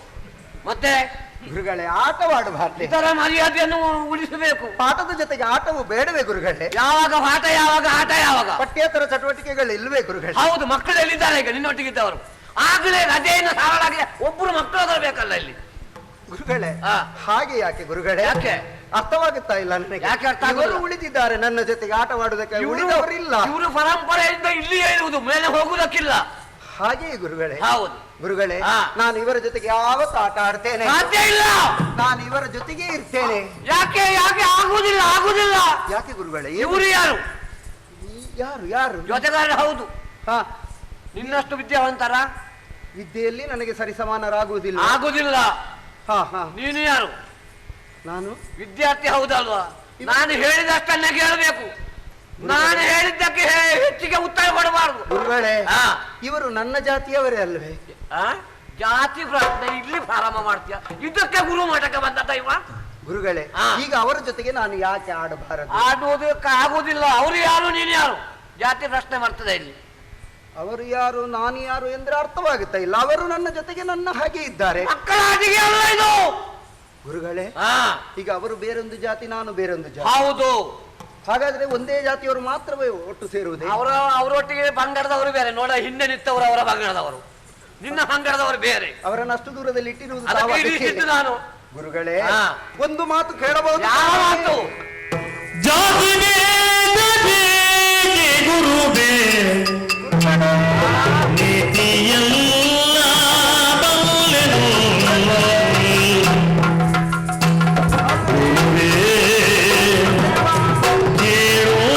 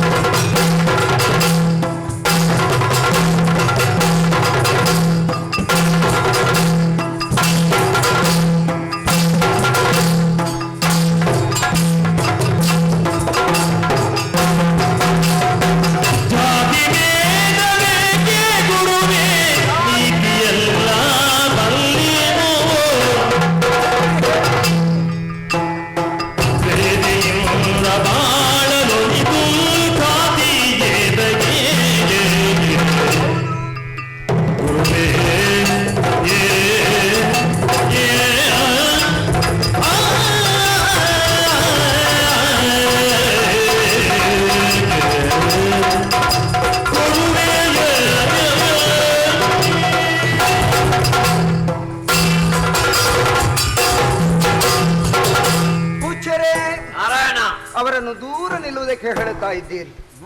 ದೂರದಿಂದಲೇ ಇರಬೇಕು ನೀನು. ಅಷ್ಟು ಮಾತ್ರವಲ್ಲ, ಹಾ. ಹತ್ತಿರಕ್ಕೆ ಹೋದ್ರೆ ಮುಟ್ಬೇಡಿ ಅಂತ ಹೇಳ್ತಾ ಇದ್ದೀರಿ. ಹೌದು, ಹೇಳಿದ್ರೆ ನೀವು ಹೇಳ್ತಾ ಇದ್ದೀರಿ ಸರಿ ಸಮಾನರಲ್ಲ. ಸರಿ ಇಲ್ಲ ಗುರುಗಳೇ, ಹಾ. ಸರಿಯಾಗಿ ನೀವು ಅವರನ್ನು ನೋಡಿದ್ರೆ ಯಾಕೆ? ಅಥವಾ ಸರಿಯಾಗಿ ನಾನು ಅವರನ್ನು ನೋಡಿದ್ರೆ ಹಾ. ನಿಮ್ಮ ಹಾಗೆ ಹಾ. ನನ್ನ ಹಾಗೆ ಹಾ. 2 ಕಣ್ಣುಗಳುಂಟು. ಮತ್ತೆ ನನಗೆ ಎಷ್ಟು ಉಂಟ ಕಣ್ಣು?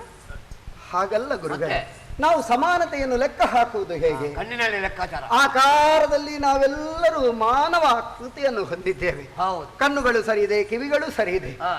ದೇವರು ಕೊಟ್ಟಿರುವಂತಹ ಸಂಪತ್ತು, ಹಾ. ನಮ್ಮ ಕೈಕಾಲುಗಳು, ನಮ್ಮ ಕಣ್ಣುಗಳು, ನಮ್ಮ ಕಿವಿಗಳು, ಹಾ. ಈ ಸಂಪತ್ತು ಒಳ್ಳೆಯದಾಗಿರುವಾಗ ಹಾ. ನಮಗೆ ಮಿಗಿಲಾದ ಸಂಪತ್ತು ಯಾವುದೂ ಬೇಕಾಗಿರುವುದಿಲ್ಲ. ಮತ್ತೆ ಆದ್ರೆ ನಮ್ಮ ಶರೀರದಲ್ಲಿ ಹಾ. ಅಮೂಲ್ಯವಾದಂತಹ ಸಂಪತ್ತು ಇರಬೇಕಾಗ್ತದೆ. ಯಾವದೌದು? ನೀವೇ ಹೇಳಿದ್ದೀರಲ್ಲ ಗುರುಗಳೇ, ಹೃದಯವು ವಿಶಾಲತೆಯಿಂದ ಕೂಡಿರಬೇಕು. ಹೌದು. ದಾನ, ಧರ್ಮ, ದೀನತನ, ನೀತಿ, ಸತ್ಯ, ನೀತಿ ಹಾ. ಇವೆಲ್ಲವನ್ನು ಕಾಲಕಾಲಕ್ಕೆ ಪಾಲಿಸುತ್ತಾ ಬರಬೇಕು. ಹಾ. ಗುರುಗಳೇ, ವಾ. ಮೊನ್ನೆ ನೀವೊಂದು ಮಾತು ಹೇಳಿದ್ದೀರಿ. ಏನಂತ? ಪ್ರತ್ಯಹಂ ಪ್ರತಿವೇಕ್ಷೇತ ನರಶ್ಚರಿತಂ ಆತ್ಮನ ಹಾ. ಕಿಮ್ನು ಮೇ ಪಶುಭೀಸ್ತುಲ್ಯಂ ಹಾ. ಕಿಮ್ನು ಸತ್ಪುರುಷ ಇರಿತಿ ಹಾ. ಅಂತ ಹೇಳಿದ್ದೀರಿ. ಅದು ಮೊದಲನೇ ಪಾಠ ಮುಗೀತು. ಗುರುಗಳೇ, ಹಿಂದೆ ತೆಗೆದು ಬೇಡ, ಮುಂದೆ ಹೋಗ್ಬೇಕು. ಗುರುಗಳೇ, ಹಾ. ನೀವು ಹೇಳಿದ್ದು ಏನು? ಹಾ. ನೋಡು, ನಾನು ಹೇಳಿಕೊಟ್ಟದನ್ನು ಹಾ. ನೀನು ತಪ್ಪದೆ ಮನಸ್ಸಿನಲ್ಲಿ ಗಟ್ಟಿಯಾಗಿ ಇರಿಸಿಕೊಂಡು ಹೌದು. ಭವಿಷ್ಯತ್ತಿನಲ್ಲಿ ಅದನ್ನು ಲೋಕದ ಒಳಿತಿಗಾಗಿ ಉಪಯೋಗಿಸಿಕೊಳ್ಬೇಕು ಅಂತ ಹೇಳಿದ್ದೀರಿ. ಹೌದು, ಹೇಳಿದ್ದೇನೆ. ಗುರುಗಳೇ, ಹಾ. ನಾವು ಪ್ರತಿನಿತ್ಯವೂ ಯೋಚನೆ ಮಾಡಬೇಕಾದಂತಹ ಸುಭಾಷಿತವನ್ನು ನೀವು ಹೇಳಿರುವುದಲ್ಲವೇ? ಹೌದು. ಮಾನವನಾದವನು ಪ್ರತಿನಿತ್ಯವೂ ಯೋಚನೆ ಮಾಡಬೇಕಾದುದು ಏನು? ಏನು? ನಾನಿಂದು ಮಾನವನಂತೆ ವರ್ತಿಸಿದ್ದೇನೋ ಹಾ. ಅಥವಾ ಪಶುವಿನಂತೆ ವರ್ತಿಸಿದ್ದೇನೋ? ಹಾ.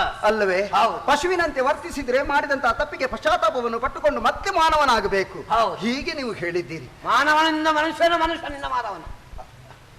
ಗುರುಗಳೇ, ವಾ. ಇದೇನು ಪ್ರಶ್ನೆ ನಿಮ್ಮದು? ಯಾಕೆ? ಮಾನವನಿಂದ ಮನುಷ್ಯನೋ, ಮನುಷ್ಯನಿಂದ ಮಾನವನು? ಹಾ. ಮಾನವನು ಮನುಷ್ಯನು ಒಂದೇ ತಾನೆ. ಒಂದೇ. ಈಗ ನನ್ನನ್ನು ನೀನು ಮಾತಾಡೋದಕ್ಕೆ ಗುರುಗಳೇ, ಹೊರಡಿಸುವುದಾ? ನಾನು ಒಂದು ಮಾತು ಕೇಳ್ತಾ ಇದ್ದೆ. ಏನಂತೆ? ಗುರುಗಳ ಬಳಿಯಲ್ಲಿ ಯಾವುದೇ ಸಂದೇಹವನ್ನು ಇಟ್ಟುಕೊಳ್ಳಬಾರದಂತೆ. ಹಾ. ಜಿಜ್ಞಾಸೆ ಇರಬೇಕಲ್ಲ. ಜಿಜ್ಞಾಸೆ ಇಟ್ಟರೆ ನಿನಗೆ ಬರಲಿಕ್ಕಿಲ್ಲ. ಗುರುಗಳೇ, ವಾ. ಜಿಜ್ಞಾಸೆಯನ್ನು ವ್ಯಕ್ತಪಡಿಸಬೇಕು ತಾನೆ. ಹಾ. ಹಾಗಾಗಿ ನಾನು ಹೇಳುತ್ತಾ ಇದ್ದೇನೆ, ಹಾ. ಜಾತಿ ಜಾತಿ ಎಂದು ಮತ್ಸರದಿಂದ ಕರುಬಿಕೊಳ್ಳುತ್ತಾ ಹಾ. ನಾವು ಇನ್ನೊಬ್ಬರನ್ನು ದ್ವೇಷಿಸುತ್ತಾ ಈರ್ಷೆಯಿಂದ ಬದುಕುವುದಕ್ಕಿಂತ ಮಾನವರು ನಾವೆಲ್ಲರೂ ಒಂದೇ ಒಗ್ಗೂಡಿ ಬಾಳಬೇಕು ಎನ್ನುವಂತಹ ಸಂದೇಶವೇ ಸರಿಯಾದದಲ್ವೇ ನಾನು ಗುರುಗಳೇ? ಮೊದಲೇ ಹೇಳಿದ್ದೇನೆ, ಮಠಕ್ಕೆ ಬರುವಾಗ ಅಧಿಕ ಪ್ರಸಂಗ ಮಾಡಬಾರ್ದು. ಜನ್ಮದಲ್ಲಿ ಕೊಟ್ಟಿವೆಯೇ ಅಲ್ಲಿ ಬಿಡುವೆ ಹೋಗಲ. ಜನ್ಮದಲ್ಲಿ ಕೊಟ್ಟಿವೆಯೇ ಅಲ್ಲಿ ಬಿಡುವೆ ಹೋಗಲ. ನಿಲ್ಲ ಬೇಡ ಕಣ್ಣ ಮುಂದೆ ಮಲ್ಲನಾಗಿ ಬಾಡಿಗೆ.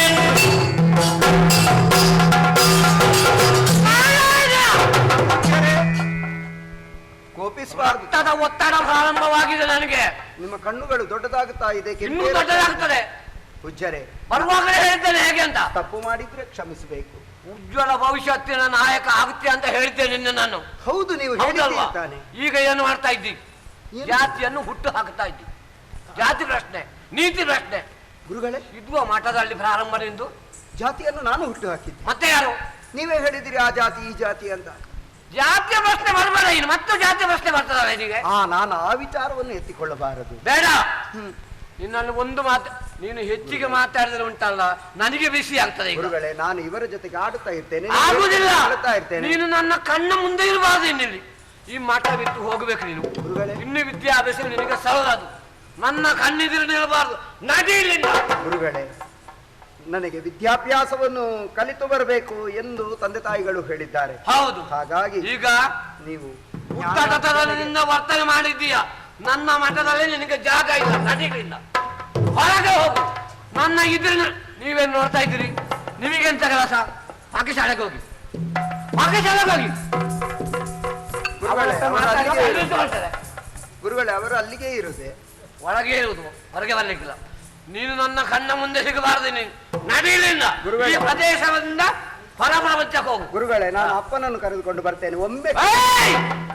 ಅದಕ್ಕೆ ಹೇಳುದು ತಂದೆ ತಾಯಿಯವರು ಮಠಕ್ಕೆ ಬರಬಾರದು ಅಂತ ಹೇಳಿ. ಮತ್ತೆ ಆರೋಪದ ಪಟ್ಟಿ ಸಲ್ಲಿಸುವುದಲ್ಲ ಇನ್ನು. ಅಮ್ಮನನ್ನು ಕರೆದುಕೊಂಡು ಬೇಡ, ಅವರು ಯಾರು ಬರುವ ಅಗತ್ಯ ಇಲ್ಲ. ನೀನು ಇಲ್ಲಿ ನಡಿಬೇಕೀಗ. ನಾನು ಮೊದಲು ಹೋಗಲೇಬೇಕೆ? ಹೋಗಲೇಬೇಕು. ನನ್ನ ತೀರ್ಮಾನ, ಕೊನೆಯ ತೀರ್ಮಾನ. ಆದೀತು. ನಡೀಲಿಲ್ಲ, ನಡೀಲಿಲ್ಲ, ನಡೀಲಿಲ್ಲ. ಸಂದೇಹವನ್ನು ಕೇಳಿದ್ರೆ ಸಂದೇಹಕ್ಕೆ ಸರಿಯಾದ ಉತ್ತರ ಗುರುಗಳಿಂದ ದೊರೆಯಲಿಲ್ಲ. ಮಠದಲ್ಲಿ ಇರಲೇಬಾರದು ಅಂತೇಳಿ ನನ್ನನ್ನು ಕಳುಹಿಕೊಟ್ರಲ್ಲ, ಹೋಗು ಅಂತ ಹೇಳಿದ್ರು. ಹೌದು, ನಿಜವಾಗಿ ಚಿಂತನ ಮಂಥನವನ್ನು ಮಾಡಬೇಕು. ಚಿಂತನ ಮಂಥನವನ್ನು ಮಾಡಿದಾಗ ಏನಾದರೂ ದಾರಿಯನ್ನು ಕಂಡುಕೊಳ್ಳುವುದಕ್ಕಾಗುತ್ತದೆ. ಬಾಳೆಯ ಗಿಡ ಇಲ್ಲವೇ, ಅದನ್ನು ಕತ್ತರಿಸಿದ್ರು, ಕಲ್ಲನ್ನು ಎಸೆದರು, ಅದರ ಗೆಡ್ಡೆಯನ್ನು ತೆಗೆದು ಎತ್ತ ಬಿಸುಡಿದ್ರು, ಅದು ಮತ್ತೆ ಉದ್ಭವಿಸುತ್ತದೆ, ಮತ್ತೆ ತನ್ನ ನೆಲೆಯನ್ನು ಕಂಡುಕೊಳ್ಳುತ್ತದೆ. ನನ್ನ ಮನಸ್ಸು ಯಾವುದಕ್ಕಾಗಿ ಮರುಗುತ್ತಾ ಇದೆ? ದರೆ ಜನರಿಗೋಸ್ಕರ. ಸುತ್ತಮುತ್ತಲಿನಲ್ಲಿ ಕಾಣುತ್ತಿರುವಂತಹ ಈರ್ಷೆ, ಜಾತಿ ಭೇದದ ಆ ಮತ್ಸರಗಳು, ತುಳಿಯುತ್ತಿರುವಂತಹ ಸನ್ನಿವೇಶಗಳನ್ನು ನೋಡ್ತಾ ನೋಡ್ತಾ ಇದ್ದೇನೆ. ನನ್ನ ಮನಸ್ಸು ಪರಿಣಮಿಸುತ್ತಾ ಇದೆ. ಇದಕ್ಕೆ ದಾರಿ ಕಾಣಬೇಕು. ಯಾವುದಾದ್ರೂ ಒಂದು ಸತ್ಯದ ಶೋಧನೆಯನ್ನು ಮಾಡಬೇಕು. ಮನೆಗೆ ಹೋಗುದೆ ಬೇಡ, ಮನೆ ನನಗೆ ಬೇಡ. ನಮ್ಮ ಮನೆಯ ಪರಿಸರದಲ್ಲಿ ಕಾಡಿದೆ, ಅಲ್ಲಿಯೇ ಚಿಂತಿಸ್ತೇನೆ. ನೋಡೋಣ ನೋಡೋಣ ನೋಡೋಣ.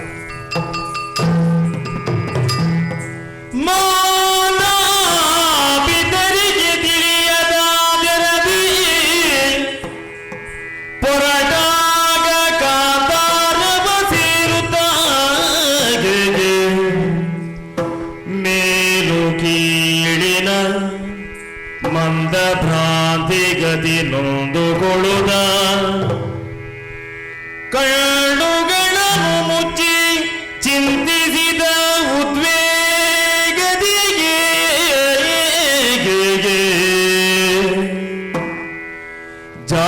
ಜಾತನೆಲ್ಲಿಹನೆಂದು ಹುಡುಕುತ ಜನನಿ ಜನಕರಾತುರದಿ ಬಂದು ಪುಡುಕುತ ಜನನಿ ಜನಕರ ಆತುರದಿ ಬಂದು ಎಲ್ಲಿ ಹೋಗಿದ್ದಾರಂತ ಗೊತ್ತಿಲ್ಲ. ನಾಡುವಿನ ಸ್ಥಿತಿಯ ಕಂಡು ಇಲ್ಲಿದ್ದಾರೆ. ಈ ಸ್ಥಿತಿಯ ಕಾಣುದ ಈ ತೆರದ ತಪವೇನು ಈ ಬೇರೆದ ಬಾಲನಿ ಏಳೆಂದು ಹೇಳು ಮಗನೇ. ಕರೆದೆಬ್ಬಿಸಿದರು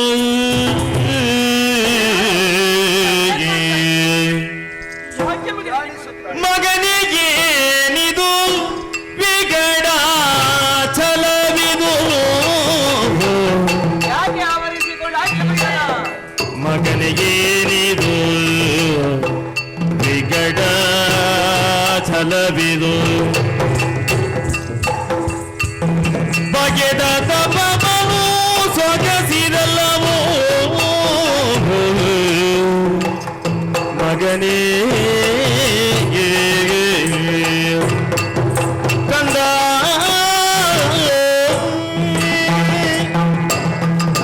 ಮಗನೇ, ಅಮ್ಮ, ಕಂದ, ಯಾಕಮ್ಮ ಏನಪ್ಪ ಇದು?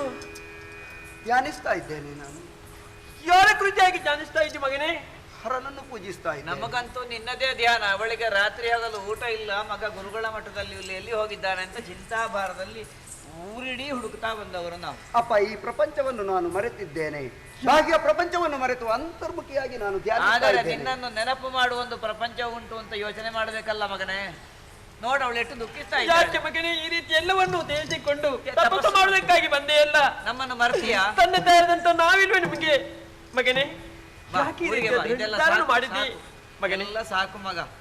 ನಿನ್ನನ್ನು ಇಷ್ಟು ಪ್ರೀತಿಯಿಂದ ಮುದ್ದಿಂದ ಬೆಳೆಸಿದ್ದು ನೀನು ಒಂಟಿಯಾಗಿ ಬಂದು ಕಾಡಲ್ಲಿ ಕೂತು ತಪಸ್ಸು ಮಾಡ್ಲಿ ಅಂತ ಅಲ್ಲ. ಪ್ರಪಂಚ ವಿಶಾಲವಾಗಿದೆ. ಬಾ ಹೋಗುವ, ಊರಿಗೆ ಹೋಗುವ, ಮನೆಗೆ ಮತ್ತೆ ಬರಬೇಕು. ಯೋಚನೆ ಮಾಡುವ, ಮತ್ತೆಲ್ಲ ಯೋಚನೆ ಮಾಡುವ. ಎಲ್ಲ ನೀನು ಮಾಡಿದ ಮಗನನ್ನು ಮುದ್ದಿನಿಂದ ಬೆಳೆಸಿ ಉಂಟಲ್ಲ, ಈ ಹೆಣ್ಮಕ್ಳು ಮಕ್ಕಳಿಗೆ ಕೊಡುವ ಸಂಸಾರವೇ ಹಾಳಾಗಿ ಹೋಗುದು. ಮತ್ತೆ ನಾವು ತಲೆ ಕೈ ಇಟ್ಟು ಯೋಚನೆ ಮಾಡೋ ಪರಿಸ್ಥಿತಿ ಬಂದಿದೆ.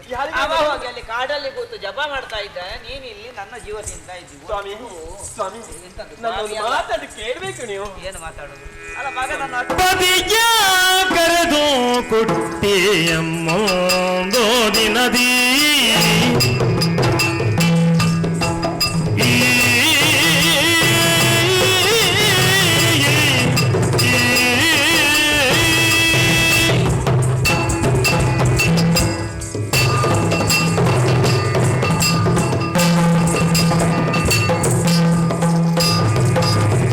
ಪದಿಯ ಕರೆದು ಕುಟ್ಟಿಯಮ್ಮೊಂದೋ ದಿನದಿ ಮದುವೆ ನಡೆಸುತ್ತ ಜೀವನದಿ ಪತಿಕರಿಸುತ್ತ ಸತಿಯೊಡನಿರ್ಪಾದಿಟ್ಟವು ಅತಿ ಶೀಘ್ರದುಳೆ ಗಾಯಕಿದರೆ ಶುಭವು ಅತಿ ಶೀಘ್ರದೊಳು ಕಾರ್ಯಗೀದರೆ ಶುಭವು ಓ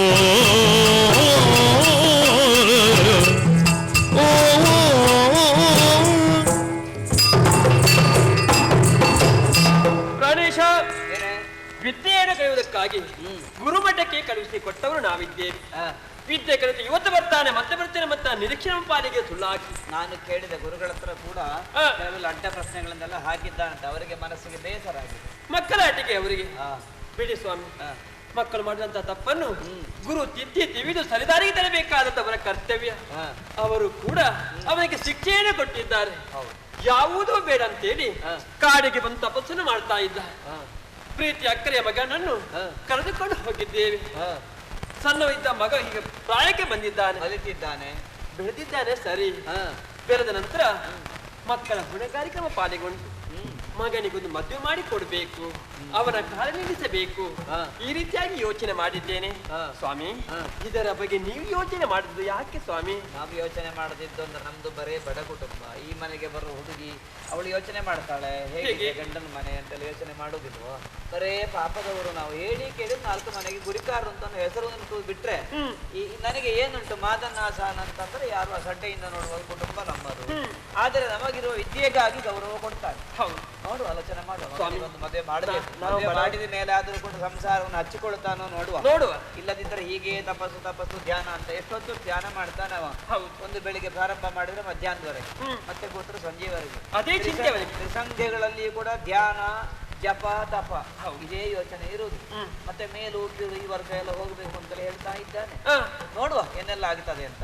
ಮಗನಿಗೆ ಯೋಗ್ಯ ಮನೆಯ ಕನ್ಯೆಯನ್ನು ತಂದು ನಮ್ಮ ವಂಶಕ್ಕೆ ಹೊಂದುವ ಹಾಗಿದ್ದವಳನ್ನು ಹುಡುಕಿ ಮದುವೆ ಮಾಡಿಸ.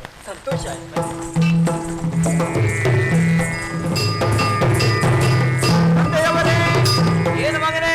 ಮಹತ್ವದ ನಿರ್ಧಾರವನ್ನು ಹೇಳುವುದಕ್ಕೆ ಮುಂದಾಗಿದ್ದೇನೆ. ಏನದು? ನೀವು ಆಲಿಸಬೇಕು ಈ ಸಂದರ್ಭದಲ್ಲಿ. ಯಾವುದದು? ಹೌದು ಮಗನೇ, ನಿಮ್ಮ ಇಚ್ಛೆಯನ್ನು ನಾನು ಈಡೇರಿಸಿದ್ದೇನಲ್ಲ. ಹೌದೌದು. ಈಗ ನನ್ನ ಇಚ್ಛೆಯನ್ನು ತಾವು ನಮ್ಮ ಮಾತನ್ನು ಕೇಳಿ ಸಂಸಾರಕ್ಕೆ ಕಾಲಿರಿಸಿದವನಿದ್ದೀಯ. ಸಂಸಾರವೆನ್ನುವಂತ ಸಾಗರವನ್ನು ದಾಟುವುದಕ್ಕೆ ಭವರೋಗ ವೈದ್ಯನ ಆಶೀರ್ವಾದ ಬೇಕು. ಅದನ್ನು ನೀನು ಧ್ಯಾನ ಮಾಡಿ ಪಡ್ಕೊಳ್ತಾ ಇದ್ದೀನಿ. ಸಂಸಾರ ಚೆನ್ನಾಗಿ ಉಂಟಲ್ಲ, ಆಯ್ತು, ಇನ್ನೇನು? ತಂದೆಯವರೇ, ನನ್ನ ನಿಜ ಉದ್ದೇಶವನ್ನು ಈ ಸಂದರ್ಭದಲ್ಲಿ ಹೇಳುತ್ತೇನೆ. ಹೃದಯ ಬಡಿದದ ತುಡಿದದಿಂದಲೇ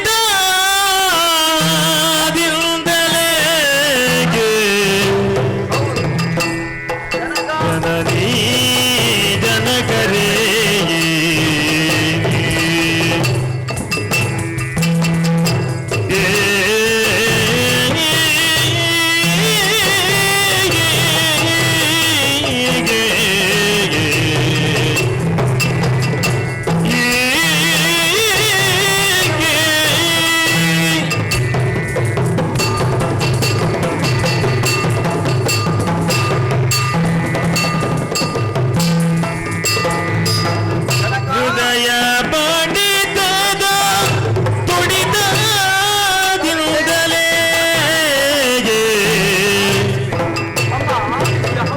ತಪಕೆ ಮುದಗೊಂಡು ನಡಿವೆ, ತಪಕೆ ಮುದಗೊಂಡು ನಡಿವೆ, ದೃಢ ಮನದೊಂದಿಗೆ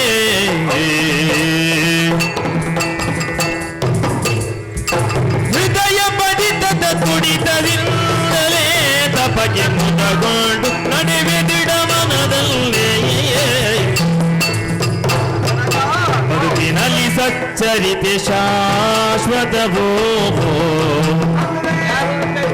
ನಮ್ಮ ಸಚ್ಚರಿತೆ ಬದುಕಿನಲ್ಲಿ ಸಚ್ಚರಿತೆ ಶಾಶ್ವತವೋ, ಈ ವಸುದೆಗೆನ್ನ ಸೇವೆ ವಿವುದು ದಿಟವೋ, ಈ ವಸುದೆಗೆನ್ನ ಸೇವೆ ವಿವುದು ದಿಟವೋ, ಹೃದಯ ಬಡಿತ ಮೋದದ ತುಡಿತದಿಂದಲೇ ತಪಕ್ಕೆ ಮುದಗೊಂಡು ನಡಿವೆ ದಿಡ ಮನದಲ್ಲೇ ಜನಗ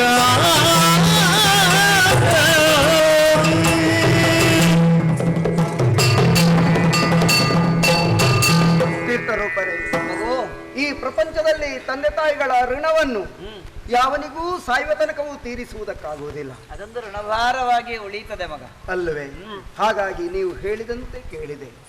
ನೀವು ಯಾರಲ್ಲಿಗೆಲ್ಲ ವಿದ್ಯಾಭ್ಯಾಸಕ್ಕೆ ನನ್ನನ್ನು ಕಳುಹಿಕೊಟ್ಟೀರಾ ಅವರ ಬಳಿಗೆಲ್ಲ ನಾನು ಹೋದೆ, ವಿದ್ಯಾಭ್ಯಾಸವನ್ನು ಆರ್ಜಿಸಿಕೊಂಡೆ, ಬೆಳೆದು ಬಂದೆ. ನಿಮ್ಮ ಅಪೇಕ್ಷೆಯಂತೆ ಮದುವೆಯನ್ನು ಮಾಡಿಸಿಬಿಟ್ಟೆ. ಆದರೆ ತಂದೆಯವರೇ, ನಾನು ಬಾಲ್ಯದಿಂದಲೇ ಕಾಣುತ್ತಾ ಇದ್ದಂತಹ ಮಹತ್ವದ ಉದ್ದೇಶ ಮಾತ್ರ ಅದು ಹಾಗೆಯೇ ಉಳಿದಿದೆ. ಇನ್ನು ಇದರ ಹಿಂದೆ ಬೇರೆ ಉದ್ದೇಶ ಎಂತದ್ದು? ವಿದ್ಯೆಗೆ ವಿದ್ಯೆ ಪಡೆದದ್ದಾಯ್ತು, ಸಂಸಾರ ಸುಖಕ್ಕೆ ಇಳಿದದ್ದಾಯ್ತು, ಇನ್ನು ಜೀವನ ಮುಕ್ತಿಯನ್ನು ಕಾಣುವುದಷ್ಟೇ ಇರು. ಜನಕ, ಪರಿಸರದಲ್ಲಿ ಬೆಳೆದು ನಿಂತ ವಿಶಾಲವಾದಂತಹ ಮರವು ಕೂಡ ಸಾವಿರಾರು ಪಕ್ಷಿಗಳಿಗೆ ಆಶ್ರಯವನ್ನು ಕೊಡುತ್ತದೆ, ಸಾವಿರಾರು ಮಂದಿಗಳಿಗೆ ನೆರಳನ್ನು ಕೊಡುತ್ತದೆ, ಇನ್ನೂ ಹಲವು ರೀತಿಯ ಪ್ರಯೋಜನವನ್ನು ಕೊಡುತ್ತದೆ. ಮರಕ್ಕೆ ಅದೇ ಉದ್ದೇಶ ಅಲ್ಲವೇ? ಕೇವಲ ಅಚಲವಾಗಿರುವಂತಹ ಮರವೊಂದು ಅಷ್ಟು ಪರೋಪಕಾರವನ್ನು ಮಾಡುತ್ತಾ ಇದೆ ಎಂದಾದಾಗ ನಾವು ಇಷ್ಟು ಬೆಳೆದು ಇಷ್ಟು ಬುದ್ಧಿವಂತರಾಗಿದ್ದುಕೊಂಡು ನಾವು ಈ ಲೋಕಕ್ಕೆ ಕೊಡುವುದು ಏನು? ಸಮಾಜದ ಈ ಸಹಬಾಳ್ವೆಯಲ್ಲೇ ನಾವು ಬೆಳೆಯುವುದಲ್ವೇ ತಂದೆಯವರೇ? ಹಾಗಾದ್ರೆ ನನ್ನ ವೃತ್ತಿಯನ್ನೇ ಮುಂದುವರಿಸು ತಂದೆಯವರೇ. ನಿಮ್ಮ ವೃತ್ತಿಯನ್ನು ಮುಂದುವರಿಸಬಹುದು, ಆದರೆ ಒಬ್ಬೊಬ್ಬರ ಮನಸ್ಸಿನ ಆಕಾಂಕ್ಷೆಗಳು ಒಂದೊಂದು ರೀತಿ ಇರ್ತದೆ. ವೈದ್ಯೋ ನಾರಾಯಣೋ ಹರಿ ಅಂತ ಪೂಜೆ ಮಾಡ್ತಾರೆ, ಅದು ಸರಿ. ನೀವು ಪ್ರತಿಭಾನ್ವಿತರು, ನೀವು ಸಮಾಜ ಸೇವೆಯನ್ನೇ ಮಾಡಿ ಸಾರ್ಥಕತೆಯನ್ನು ಕಂಡುಕೊಂಡವರು. ಧಾರ್ಮಿಕತೆಯಲ್ಲಿ ಆಧ್ಯಾತ್ಮಿಕೆಯಲ್ಲಿ ನಾನು ಸಾಕಷ್ಟು ಮುಂದೆ ಹೋಗಿದ್ದೇನೆ ಅಂತ ತಿಳ್ಕೊಂಡಿದ್ದೇನೆ ಮಗ. ತಂದೆ ತಾಯಿಗಳಂತೆಯೇ ಮಗನೋ ಮಗಳೋ ಹುಟ್ಟುವುದು ತಾನೆ ಜನಕ. ಯಾರೇ ಆಗ್ಲಿ ಈ ಲೋಕದಲ್ಲಿ ಹುಟ್ಟಿದ ಮೇಲೆ ತಂದೆ ತಾಯಿಗಳ ಕೀರ್ತಿಯನ್ನು ಹೆಚ್ಚಿಸಬೇಕು. ಮಕ್ಕಳು ಎಲ್ಲಿಯಾದ್ರೂ ಕೆಟ್ಟ ದಾರಿಗೆ ಹೋಗಿ ಕೆಟ್ಟ ಹೆಸರನ್ನು ಪಡೆದರೆ ತಂದೆ ತಾಯಿಗಳಿಗೆ ಕೆಟ್ಟ ಹೆಸರು, ಗೌರವಕ್ಕೆ ಅವನತಿ. ತಂದೆಯವರೇ, ನಿಮ್ಮ ಕೀರ್ತಿಯನ್ನು ಉಳಿಸಬೇಕು, ಅಮ್ಮನ ಹೆಸರನ್ನು ಉಳಿಸಬೇಕು. ಹುಟ್ಟು ಸಾವಿನ ಮಧ್ಯದಲ್ಲಿ ಸಾಧಿಸುವುದು ಏನಿದೆ? ಸಚ್ಚರಿತೆ ಎನ್ನುವಂತ ಅಮರತ್ವವನ್ನು ಸಾಧಿಸುವುದಕ್ಕೆ ಮಾತ್ರ ಅವಕಾಶ ಇದೆ ತಾನೆ. ಹಾಗಾಗಿ ತಂದೆಯವರೇ, ನಾನು ಮಾಡಬೇಕಾದಂತಹ ಉದ್ದೇಶ ಏನು ಎನ್ನುವಂತಹ ಸತ್ಯ ಶೋಧನೆಗಾಗಿ ಹೊರಡಬೇಕೆಂದಿದ್ದೇನೆ. ಏನು ಉದ್ದೇಶ ನಿನ್ನದು ತಂದೆಯವರೇ? ಅದೆಷ್ಟೋ ಮಂದಿ ದೀನರಿದ್ದಾರೆ, ಎಷ್ಟೋ ಮಂದಿ ಕಡು ಕಷ್ಟದಲ್ಲಿದ್ದಾರೆ, ನೊಂದವರಿದ್ದಾರೆ. ಅಂತಹ ನೊಂದವರಿಗೆ ಸಾಂತ್ವನವನ್ನು ಹೇಳುವಂತಹ ಆಶಾ ಕಿರಣವಾಗಿ ನಾನು ನನ್ನ ಬದುಕನ್ನು ಈ ನಾಡಿಗಾಗಿ ಅರ್ಪಿಸಬಾರದು ಯಾಕೆ? ಆ ಉದ್ದೇಶದಿಂದಲೇ ನಾನು ಆವತ್ತು ಕಾಡಿಗೆ ಹೋಗಿ ಧ್ಯಾನಾಸಕ್ತನಾದದ್ದು. ಇವತ್ತು ಕೂಡ ಅದೇ ಆಸೆ. ನಾಡನ್ನು ಸುತ್ತಬೇಕು, ಗುರುಗಳು ಹೇಳಿದಂತಹ ಮಾತಿದೆ, ಕೋಶ ಓದಬೇಕು, ದೇಶ ತಿರುಗಬೇಕು ಎನ್ನುವಂತಹ ಮಾತಿನ ಅರ್ಥ ಏನು, ಅದರ ಔಚಿತ್ಯ ಏನು, ಅದರ ಪ್ರಯೋಜನ ಏನು ಎನ್ನುವುದನ್ನು ಕಂಡುಕೊಳ್ಳಬೇಕೆನ್ನುವಂತಹ ಆಶಾವಾದದ ತುಡಿತದಲ್ಲಿ ನಾನಿದೆ. ನನ್ನ ಹೃದಯ ಬಡಿತವೇ ಅದೇ. ನೊಂದವರಿಗೆ ಏನಾದರೂ ಮಾಡಬೇಕು, ಏನಾದರೂ ಸಹಾಯವನ್ನು ಮಾಡಬೇಕು. ಈಶಾವಾಸ್ಯಂ ಇದಂ ಶರೀರ ಎನ್ನುವಂತಹ ಮಾತಿನ ಅರ್ಥವೇನು? ಶರೀರದಲ್ಲಿ ಈಶನಿದ್ದಾನೆ, ಈಶನು ಇದ್ದಾನೆ ಎಂದಾದ್ಮೇಲೆ ಈಶನಿಗೆ ಸರಿಯಾಗಿ ನಾವು ನಡೆಯಬೇಕು ತಾನೆ. ಪರೋಪಕಾರಾಯ ಇದಂ ಶರೀರ ಅಂತ ನೀವೇ ಹೇಳಿದ್ದೇನೆ. ಫಲಂತಿ ವೃಕ್ಷ ಫಲ ಕೊಡುವುದು, ಅದಕ್ಕೆ ದನ ಹಾಲು ಕೊಡುವುದು ಅದೇ ಉದ್ದೇಶಕ್ಕಾಗಿ, ಪರೋಪಕಾರಾರ್ಥಕ್ಕಾಗಿ ಬದುಕು. ನದಿ ಹರಿಯುವುದು ಅದೇ ಉದ್ದೇಶಕ್ಕಾಗಿ. ಹಾಗಿರುವಾಗ ಜನಕ, ಲೋಕಕ್ಕೆ ಏನಾದರೂ ಸಾಧನೆಯನ್ನು ಮಾಡುವುದರ ಮುಖೇನ ಲೋಕದ ಈ ಈರ್ಷ್ಯೆ, ದ್ವೇಷ, ಜಾತಿ ಭೇದದ ಮೇಲು ಕೀಳು ಎನ್ನುವ ತಮ ಭಾವನೆಗಳನ್ನು ಹೋಗಲಾಡಿಸುವುದಕ್ಕಾಗಿ ನಾನು ನನ್ನ ಶರೀರವನ್ನು ನಿಸ್ವಾರ್ಥ ಭಾವನೆಯಿಂದ ಮುಡಿಪಾಗಿ ಕಳುಹಿಸಿ ನುಡಿಯಲು ಕೇಳುತ್ತ ಗುಟ್ಟಿಯ ಮಳೋಗೋ ಮರುಗುದ ಕಂಬನಿಯ ದುಂಬಿ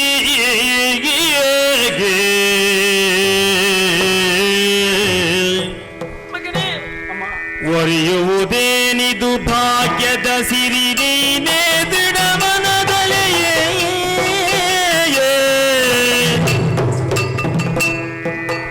ಒರೆಯುವುದೇನಿದು ಭಾಗ್ಯದ ಸಿರಿ ನೀನೇ ದೃಢ ಮನದಲೇ ತೊರೆದರೆ ನಮ್ಮ ಇನ್ನಾರೈ ಕೊರಗುತ ಸಾಯುವೆವೋ ಕರುಳಿನ ಬಳ್ಳಿಯು ನಿಲ್ಲೋನನು ಹರುಷದಿ ಪೊರೆದೆವು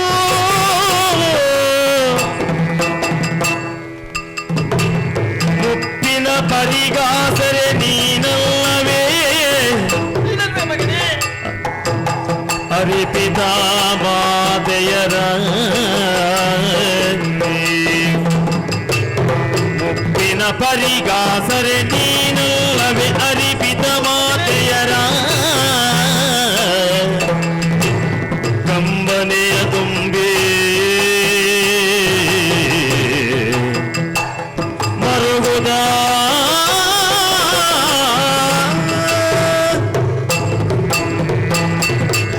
ಮಗನೇ ಕುಮಾರ ಅಮ್ಮ ಸಣ್ಣದನ್ನು ಮುದ್ದಿಸಿ ಸಾಕಿದವರು ನಾವು ಮತ್ತು ನಮ್ಮಂತಹ ಚಿಂತೆ ಕೊರಗುಗಳನ್ನು ಬಾಧಿಸ್ತಾ ಇದ್ರು ಕೂಡ ದೇವರು ಪ್ರಸಾದ ರೂಪವಾಗಿ ನನ್ನ ಕೊಟ್ಟಿದ್ದಾರೆ ಸತ್ಯ. ಗುರುವಾಯೂರನ ಪ್ರಸಾದವಲ್ವೇ ಮಗನೇ ಅಂದಿನಿಂದ ಇಲ್ಲಿನವರೆಗೆ ಸಂತೋಷದಲ್ಲಿ ಇದ್ದೇನೆ ನಮ್ಮ ಕುಮಾರ. ನನ್ನ ಮಗ ಕಡೆ ಕಾಲವರೆಗೆ ನನ್ನ ಜೊತೆಗೆ ಇರ್ತಾನೆ. ಸಂತೋಷವಿರುವುದಕ್ಕೆ ಇದ್ದ ಒಬ್ಬ ಮಗ. ಆ ಮಗನ್ನು ಮುದ್ಲಿಂದ ಅಕ್ಕರಿಂದ ಸಾಕ್ಬೇಕೆಂಬಂತ ಇಚ್ಛೆಯಿಂದಾಗಿ ಸಾಕಿದೆ, ಬೆಳೆಸಿದೆ, ಮದುವೆ ಮಾಡಿಕೊಟ್ಟೆ. ಎಲ್ಲವನ್ನು ಬಿಟ್ಟು ಅಮ್ಮ ನಾನು ಇಲ್ಲಿ ಇರುವುದಿಲ್ಲ, ಎಲ್ಲವನ್ನು ತಿಳಿಸಿ ಹೋಗ್ತೇನೆ ಅಂತ ನಿರ್ಧಾರವನ್ನು ಕೈಕೊಂಡೆ ಕುಮಾರ. 10 ಹಲವು ಮಕ್ಕಳೆಲ್ಲ, ಒಬ್ಬನೇ ಮಗ ನೀನು. ಕಡೆಗಾಲ ಸಾಯುವಂತ ಸಂದರ್ಭದಲ್ಲಿ ನಮ್ಮ ಬಾಯಿಗೆ ನೀರು ಬಿಡುವವರು ಯಾರಿದ್ದಾರೆ ಕುಮಾರ? ಕಂದ, ಯಾಕೆ ನಿರ್ಧಾರವನ್ನು ಕೈಕೊಂಡೆ? ತಂದೆ ತಾಯಿ ನಾವಿದ್ದೇ ಮಗನೇ, ನಮ್ಮ ಗತಿಯೇನೆಂಬಂತ ರೀತಿಯಿಂದ ಯೋಚನೆ ಮಾಡಿಕೊಂಡೆ ನೀನು. ಯಾಕೆ ನಿರ್ಧಾರವನ್ನು ಕೈಕೊಂಡೆ ಮಗನೇ? ಆ ನಾರಾಯಣನ ತತ್ವ ಏನು?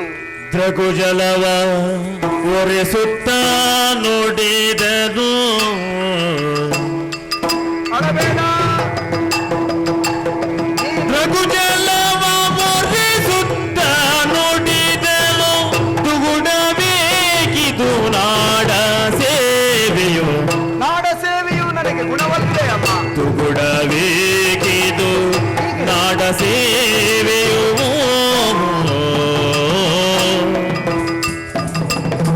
ಜಗದ ದೀನರ ಪೊರೆವೆ, ಜಗದ ದೀನರ ಪೊರೆವೆ, ಶಾಂತಿಯ ಬಗೆವೆ ತಾನು ಸಾತ್ವಿಕತೆಯಲ್ಲಿ ಸಿದ್ಧಾಂತವನ್ನು ಅಳವಡಿಸಿಕೊಳ್ಳೆ. ದ್ರಗುಜಲವ ಒರೆಸುತ್ತ ನೋಡಿದ ತುಗುಡಬೇಕಿದು ನಾಡ ಸೇವೆಯು. ನಾಡ ಸೇವೆಯು ಜಗದ ದೀನರ ಪೊರೆವೆ, ಶಾಂತಿಯ ಬಗೆವೆ ತಾನೋಗೋ ಅಮ್ಮ. ಆ ಆ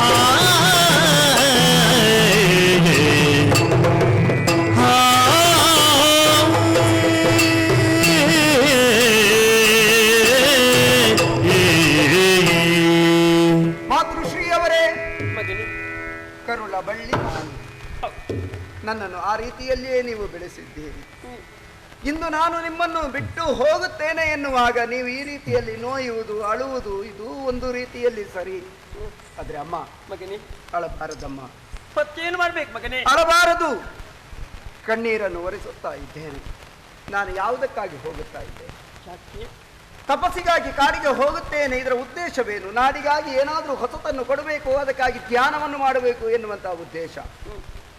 ದೇವರಲ್ಲಿ ಬೇಡಿಕೊಳ್ಳುತ್ತಾ ಸದುದ್ದೇಶವನ್ನು ಈಡೇರಿಸಿಕೊಳ್ಳುವುದಕ್ಕಾಗಿ ಹೋಗುತ್ತಿರುವಂತಹ ನನಗೆ ನೀವು ಕಣ್ಣೀರನ್ನು ಸುರಿಸಿದರೆ ನಾನು ಹೋಗುವಂತಹ ಕಾರ್ಯದಲ್ಲಿ ಯಶಸ್ಸು ಸಿಗುತ್ತದೆಯೇ? ಅಮ್ಮ, ಸಂಸಾರ ಬಂಧನದ ವ್ಯಾಮೋಹ ಇರುತ್ತದೆ. ಆದರೆ ಆ ವ್ಯಾಮೋಹವನ್ನು ಮುರಿದು ಆ ಕಡೆಗೆ ಬಂದು ನಿಸ್ವಾರ್ಥ ಸೇವೆಯಿಂದ ಈ ದೇಶಕ್ಕಾಗಿ, ಈ ಮಣ್ಣಿಗಾಗಿ ನಾವು ಏನು ಸೇವೆಯನ್ನು ಸಲ್ಲಿಸುತ್ತೇವೋ ಅದು ಶಾಶ್ವತವಾಗಿ ಉಳಿಯುತ್ತದೆ. ಅಸ್ಥಿರಂ ಜೀವನಂ ಲೋಕೆ ಅಲ್ಲವೇ? ಅಸ್ಥಿರ ಧನ, ಯೌವನ ಎಲ್ಲವೂ ಅಸ್ಥಿರವಾದುದು. ಈ ಸಂಸಾರ ಎನ್ನುವುದು ಶಾಶ್ವತವೇ. ಎಲ್ಲರೂ ಒಂದಲ್ಲ ಒಂದು ದಿನ ಹುಟ್ಟಿದ ಮೇಲೆ ಸಾಯಲೇಬೇಕು. ಹಾಗಿರುವಾಗ ಈ ಪ್ರಪಂಚದಲ್ಲಿ ಉಳಿಯುವುದು ಯಾವುದು? ಧರ್ಮ, ಕೀರ್ತಿ ಎರಡು ಮಾತ್ರ. ಹಾಗಾಗಿ ಆ ಧರ್ಮವನ್ನು ಉಳಿಸುವುದಕ್ಕಾಗಿ ಮಾನವ ಧರ್ಮ ಏನು, ಮಾನವತೆ ಏನು, ಆ ಧರ್ಮವನ್ನು ಉಳಿಸುವುದಕ್ಕಾಗಿ ಹೊರಟವನಿದ್ದೇನೆ. ಹಾಗಾಗಿ ನನ್ನನ್ನು ಹರಸಿ ಕಳುಹಿಸಬೇಕು. ಮಗನೇ, ನನ್ನ ಯಶಸ್ಸು ಇದು ಅದು ನಿನ್ನ ನಿಮ್ಮ ಕೊನೆ ಹರಕೆಯಲ್ಲಿ. ಕೊನೆಯ ನಿರ್ಧಾರವೇ? ಹೌದಪ್ಪ. 10 ಹಲವು ಬಾರಿ ಯೋಚನೆ ಮಾಡಿ ನಿರ್ಣಯಕ್ಕೆ ಬಂದಿದ್ದೀಯಾ? ಹ, ಸಂಸಾರ ಸುಖವನ್ನು ಮುರಿದು ಹ, ನಿನ್ನದಾಗಿರುವಂತಹ ಆಧ್ಯಾತ್ಮವನ್ನು ಮೆರೆಸುವುದಕ್ಕೋಸ್ಕರವಾಗಿ ಹ್ಮ್, ಜಗತ್ ಪರಿವರ್ತನೆಯ ಕಾಲಕ್ಕಾಗಿ ಇದನ್ನು ನೋಡ್ತಾ ಇದ್ದೀವಿ. ಹ್ಮ್. ಅಷ್ಟು ಮಗನೇ, ಹೋಗಿ ಬಾ. ಆದರೆ ಒಂದು ಮಾತು ನೆನಪಿಟ್ಟುಕೋ. ಏನಪ್ಪ? ಸದಾ ನೀನು ನಾಣುವಾಗಿ ನಮ್ಮ ಮನಸ್ಸಲ್ಲಿರ್ತೀಯ. ಹ್ಮ್. ನಮಗೆ ಅತೀವವಾದಂತ ಕಂಟಕ ಎದುರಾದಾಗ ಹ್ಮ್. ನಿನ್ನನ್ನು ನೆನಪು ಮಾಡುತ್ತೇವೆ. ಸರಿ. ದೃಶ್ಯವಾಗಿಯೋ ಅದೃಶ್ಯವಾಗಿಯೋ ನಮ್ಮನ್ನು ನೀನು ಕೊರೆಯಬೇಕಾದ ನಿನಗೆ ಪುತ್ರ ಧರ್ಮ. ಇದನ್ನು ನೆನಪಿಟ್ಟುಕೊಂಡು ಹೋಗು, ಯಶಸ್ಸನ್ನು ಸಾಧಿಸು. ಸರಿ, ವಾಮ. ಕೀರ್ತಿಯನ್ನು ಬೆಳಗುವ ಹಾಗೆ ನಡೆಯುತ್ತೆ.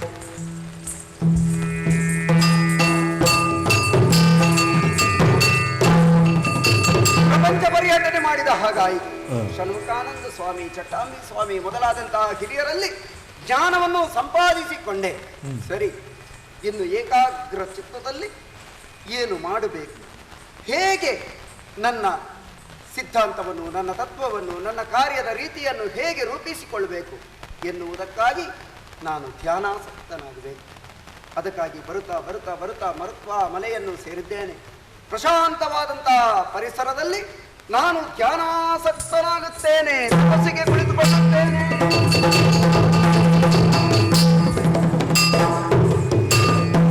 ಮೊಗದಿ ಶಾಂತಿಯ ಭಾವದಲ್ಲಿ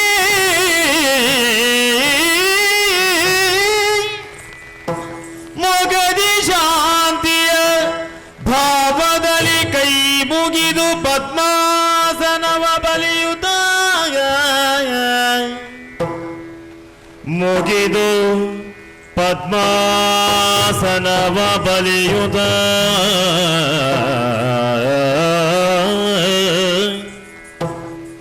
ಜಗದ ಕ್ಲೇಶಗೆ ಧ್ಯಾನಿಸುತ್ತಿರೆ ಮರುತ್ವ ಮಲೆಯೊಳಗೆ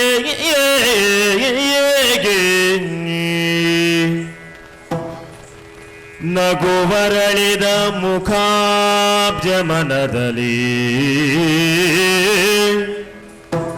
ನಗುವರಳಿದ ಮುಖಾಬ್ಜ ಮನದಲ್ಲಿ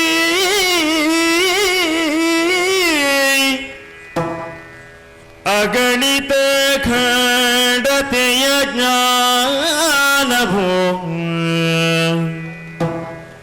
ಅಗಣಿತ ಅಖಂಡತೆಯ ಜ್ಞಾನವು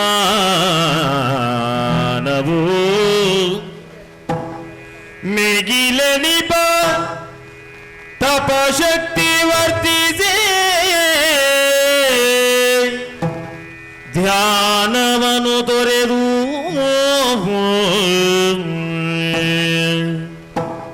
ಧ್ಯಾನವನ್ನು ತೊರೆದು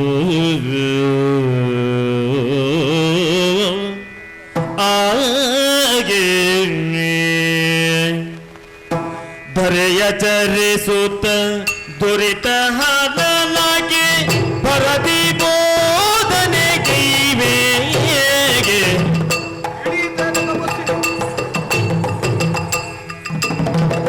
ಧರೆಯ ಚರಿಸುತ್ತ ದುರಿತ ಹನನಗೆ ಭರದಿ ಬೋಧನೆಗಿವೆ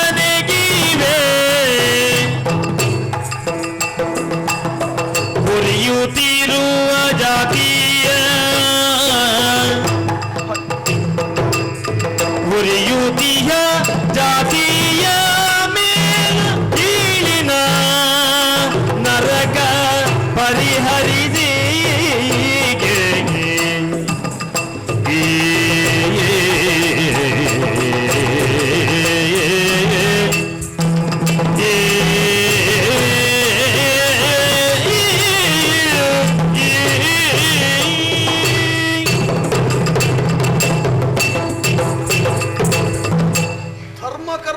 ಜಿಜ್ಞಾಸೆಯಲ್ಲಿ ತೊಳಲಾಡುತ್ತಿದ್ದವನು, ಜಾತಿಯ ಶೋಷಣೆಯಿಂದಲಾಗಿ ತೊಳಲಾಡುತ್ತಿದ್ದವನು, ನಾಡ ಬದುಕಿಗೆ ತಿಲಾಂಜಲಿಯನ್ನಿಟ್ಟು ಮರುತ್ವ ಮಲೆಯನ್ನು ಸೇರಿಕೊಂಡೆ. ಭಗವಂತನ ನಿರತ ಧ್ಯಾನದಲ್ಲೇ ಮುಂದುವರಿದ ನನಗೆ ಈ ಹೊತ್ತಿಗೆ ಜ್ಞಾನೋದಯವಾಯಿತಲ್ಲ. ಅದೆಷ್ಟೋ ಕಾಲಗಳು ಸಂದು ಹೋಗಿವೆ. ಒಂದೊಮ್ಮೆಗೆ ನನ್ನ ದೇಹವನ್ನು ಪರೀಕ್ಷಿಸಿದರೆ ಯೌವನದ ಅವಸ್ಥೆಯಲ್ಲಿದ್ದವನು ನಾನು ವೃದ್ಧಾಪ್ಯದೆಡೆಗೆ ಸಾಗುತ್ತಾ ಇದ್ದೆ. ಹಾಗಾದರೆ ಕಾಲ ಅನ್ನುವಂತಹದ್ದು ದೇಹಕ್ಕೆ ಮಾತ್ರ ಅನ್ವಯಿಸುತ್ತದೆಯೇ ಹೊರತು ಮನಸ್ಸಿಗೆ, ಆತ್ಮಕ್ಕೆ ಅಲ್ಲ ಎನ್ನುವಂತಹದ್ದು ನನ್ನೊಳಗಿನ ಮಥನದ ಮೂಲಕ ಉದ್ಭವಿಸಿದಂತಹ ನವನೀತದಿಂದಲಾಗಿ ಜ್ಞಾನೋದಯದಿಂದಲಾಗಿ ನನಗೆ ಅರಿವಾಗುತ್ತಾ ಇದೆ. ಮರ ಎಂದು ತನ್ನ ಕಾಯಿಯನ್ನು ತಾನೇ ತಿಂದದ್ದೆಲ್ಲ, ತೊರೆ ತನ್ನ ನೀರನ್ನು ತಾನೇ ಕುಡಿದದ್ದೆಲ್ಲ, ಹಸು ತನ್ನ ಹಾಲನ್ನ ಕರುವಿಗಷ್ಟೇ ಕೊಟ್ಟದ್ದಲ್ಲ. ಪರೋಪಕಾರಿಯಾಗುತ್ತಾ ಈ ಪ್ರಕೃತಿ ಬದುಕುತ್ತಾ ಇದೆ, ಮತ್ತೊಬ್ಬನನ್ನು ಬದುಕಿಸುತ್ತಾ ಇದೆ. ಹಾಗಾದರೆ ನನ್ನೊಳಗಿನ ನಾನುವನ್ನು ತೊರೆದು ನಾನು ಈ ಹೊತ್ತಿಗೆ ನಾನು ಅದು ಮರುತ್ವ ಮಲೆಯಲ್ಲಿ ಸಂಪಾದಿಸಿಕೊಂಡ ಜ್ಞಾನವನ್ನು ನನ್ನವರೆಡೆಗೆ ನಾನು ಅದನ್ನು ಪಸರಿಸಬೇಕು. ಜಾತಿಯಿಂದ ತೊಳಲಾಡುತ್ತಿದ್ದವರನ್ನು ಆ ಕೂಪದಿಂದ ಮೇಲೆತ್ತಬೇಕು. ಈ ಮೂಲಕವಾಗಿ ನನ್ನ ಬದುಕು ಸಾರ್ಥಕ್ಯಗೊಳಿಸಬೇಕು. ಮರುತ್ವ ಮಲೆಯಲ್ಲಿ ತಪಸ್ಸಿಗೆ ಕುಳಿತವನು ತಪಸ್ಸನ್ನು ತೊರೆದಿದ್ದೇನೆ, ಮಲೆಯಿಂದ ನಾಡಿನೆಡೆಗೆ ಸಾಗುತ್ತೇನೆ.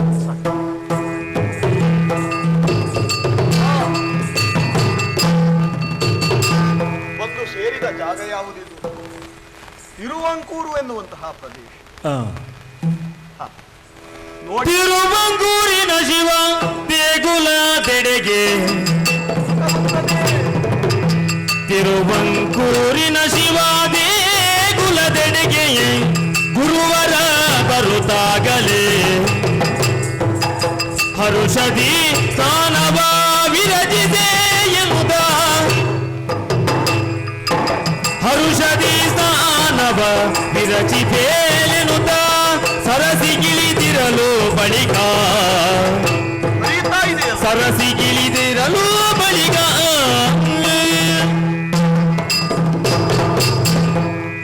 ಭಗವಂತನೆಂಬವನು ನಾಲ್ಕು ಗೋಡೆಗಳ ಮಧ್ಯದಲ್ಲಿ ಇಲ್ಲ ಎನ್ನುವಂತಹ ಸತ್ಯ ನನಗಿದ್ದರೂ ಕೂಡ ಈ ಸಮಾಜದಲ್ಲಿ ಹಿಂದಿನವರು ಅನುಸರಿಸಿಕೊಂಡು ಬಂದಂತಹ ಪರಂಪರೆಯೊಂದಿದೆ. ಅದು ತಿರುವಂಕೂರಿನಲ್ಲಿರುವಂತಹ ಶಿವ ದೇವಾಲಯ. ಬಂದವನೇ ನೋಡ್ತಾ ಇದ್ದೇನೆ, ದೇವಾಲಯದ ಒಳಗಿಂದ ಶಿವನ ದರ್ಶನವನ್ನ ಮಾಡುವುದಕ್ಕೆ ಸಾಲು ಸಾಲಾಗಿ ಭಕ್ತರೆಲ್ಲರೂ ಸಾಗುತ್ತಾ ಇದ್ದಾರೆ. ಹಾಗಾಗಿ ಮೈಲಿಗೆಯನ್ನು ಕಳೆದುಕೊಳ್ಳಬೇಕು. ಮನಸ್ಸನ್ನು ನಾವಾಗಿಯೇ, ಮನಸ್ಸಿನೊಳಗಿನ ಮೈಲಿಗೆಯನ್ನು ನಾವಾಗಿಯೇ ತೊಳೆದುಕೊಳ್ಳುತ್ತೇವೆಯೇ ಹೊರತು ತೊಳೆದುಕೊಳ್ಳುವುದರ ಜೊತೆಗೆ ದೇಹವನ್ನೂ ಶುದ್ಧೀಕರಿಸಬೇಕಾಗುತ್ತದೆ. ಹಾಗಾಗಿ ದೇವಾಲಯದ ಮುಂದೆ ಹರಿಯುತ್ತಾ ಇದೆಯಲ್ವ ಸರಸಿ, ಆ ಸರಸಿಯಲ್ಲಿ ಇಳಿದು ಮಿಂದು ಶುಚಿರ್ಭೂತನಾಗುತ್ತೆ.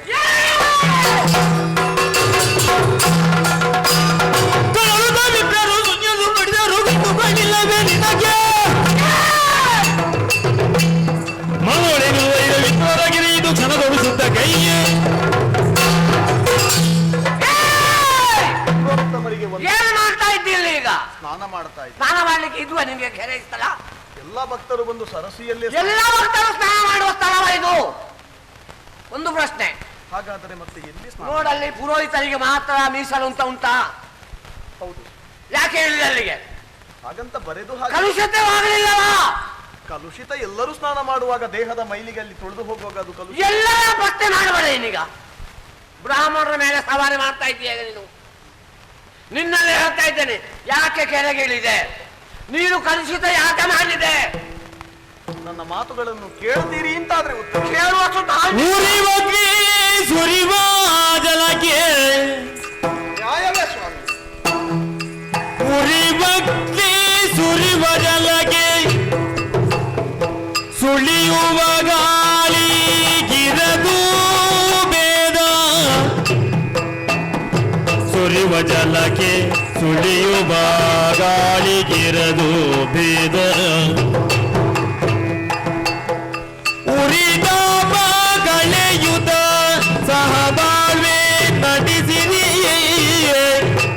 ಎಲ್ಲರೂ ಒಂದಾಗಿ ಉರಿತಾಪ ಕಳೆಯುತ ಸಹಬಾಳ್ವೆ ನಡೆಸಿರಿ, ಮೆರೆವುದಿ ಜಗವು ಸುಖದಲ್ಲಿ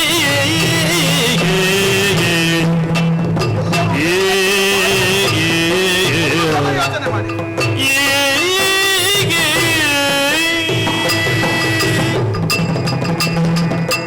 ವಿಪ್ರೋತ್ತಮ, ಏನ ಜಗತ್ತಿನಲ್ಲಿ ವರ್ಣಾಶ್ರಮ ಅನ್ನುವಂತಹದ್ದು ಸ್ಥಾಪನೆಗೊಳ್ಳುವ ಹೊತ್ತಿಗೆ ನಿಮ್ಮ ಪಾಲಿಗೆ ಸಿಕ್ಕಿದ್ದು ವೇದ ಉಪನಿಷತ್ತುಗಳನ್ನು ಅಧ್ಯಯನ ಮಾಡುವಂತಹ ಭಾಗ್ಯ. ನಮ್ಮಲ್ಲಿ ಮಾತ್ರ ಇರುವುದು, ಬೇರೆಯವರಿಗೆ ಬರ್ಲಿಕ್ಕಿಲ್ಲ. ಹಾಗಂದುಕೊಂಡು ವೇದಮೂರ್ತಿಗಳಾದಂತಹ ತಾವೇ ನಮ್ಮಂತವರಿಗೆ ಈ ರೀತಿಯಾಗಿ ಬೋಧನೆ ಮಾಡುವುದು. ಮಂತ್ರಾಧೀನಾದ್ದು ನಾವು ಮಾತ್ರ, ನೀವಲ್ಲ. ಜಗತ್ತಿನ ಪರಮ ಸತ್ಯಗಳನ್ನು ಪಾಂಡಿತ್ಯದ ಮೂಲಕ ಅರಿತವರಲ್ವೇ? ಹೌದು.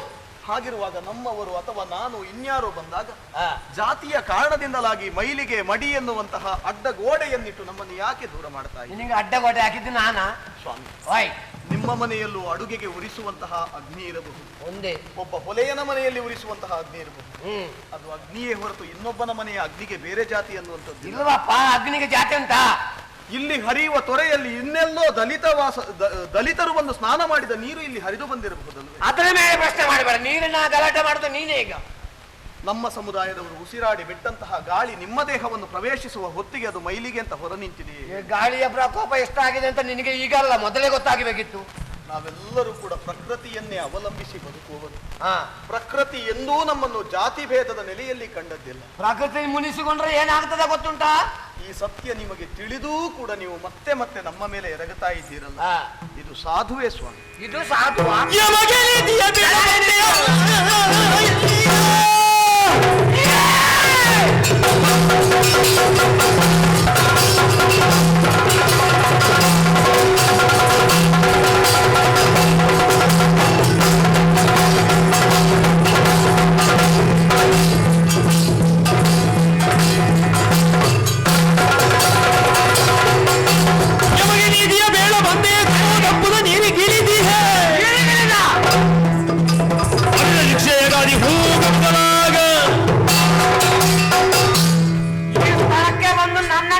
ಮಾಡ್ತಾ ಇದೀಗ ನೀವು ಕೇಳಿದ್ದಕ್ಕೆ ಉತ್ತರಿಸಿದ್ದೇನೆ.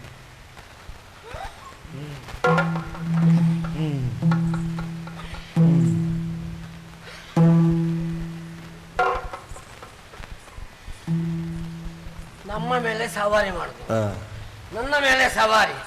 ನೀರಿಗಿಳಿದಲ್ಲದೆ ಜಾತಿಯ ಬಗ್ಗೆ ಪ್ರಶ್ನೆ ಅಲ್ವ ಎಂದು ನನಗೆ ಗಳಿಸುವುದಕ್ಕೆ ಹೊರಟದೇನು? ನಾನು ಯಾರ ಆಡಳಿತದಲ್ಲಿ ಇರುವುದು ಅಂತ ಗೊತ್ತುಂಟ ನಿಮಗೆ? ಇಲ್ಲಿ ಅರಸರ ಆಡಳಿತದಲ್ಲಿರುವ ನನ್ನ ಮೇಲೆ ಸವಾರಿ ಮಾಡಿದರೆ ನಾನು ಆರೋಪ ಕೊಡ್ತೇನೆ. ಅಲ್ಲಿ ಹೋಗಿ ಅವರು ಶಿಕ್ಷೆ ಕೊಟ್ಟಾರು, ನಾನೆಂತಕ್ಕೆ ಶಿಕ್ಷೆ ಕೊಡುದು?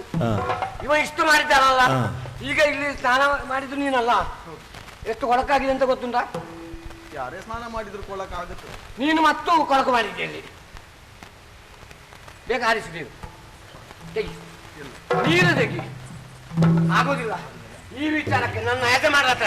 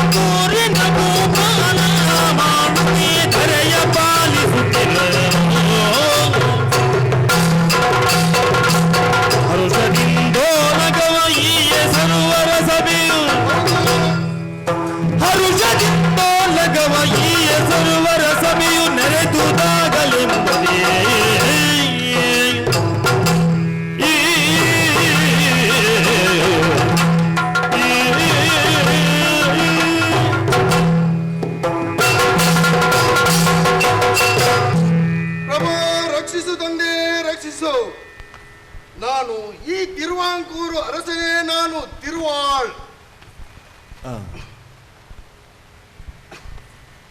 ರಾಜ ಪ್ರತ್ಯಕ್ಷ ದೇವತೆಯಂತೆ ಈ ವಾಕ್ಯಕ್ಕೆ ಚ್ಯುತಿ ಬಾರದಂತೆ ನಾನು ಪ್ರಜೆಗಳನ್ನು ಆಳ್ತಾ ಬಂದಿದ್ದೇನೆ.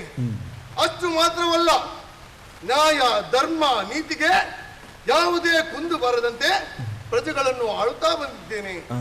ಅಷ್ಟು ಮಾತ್ರವಲ್ಲ, ಎಂದಿನಂತೆ ನಿತ್ಯ ಕಾರ್ಯವನ್ನು ಪೂರೈಸಿಕೊಂಡು ಆ ಮೂಲಕ ಚಾವಡವನ್ನು ಪ್ರವೇಶಿಸಿದ್ದೇನೆ.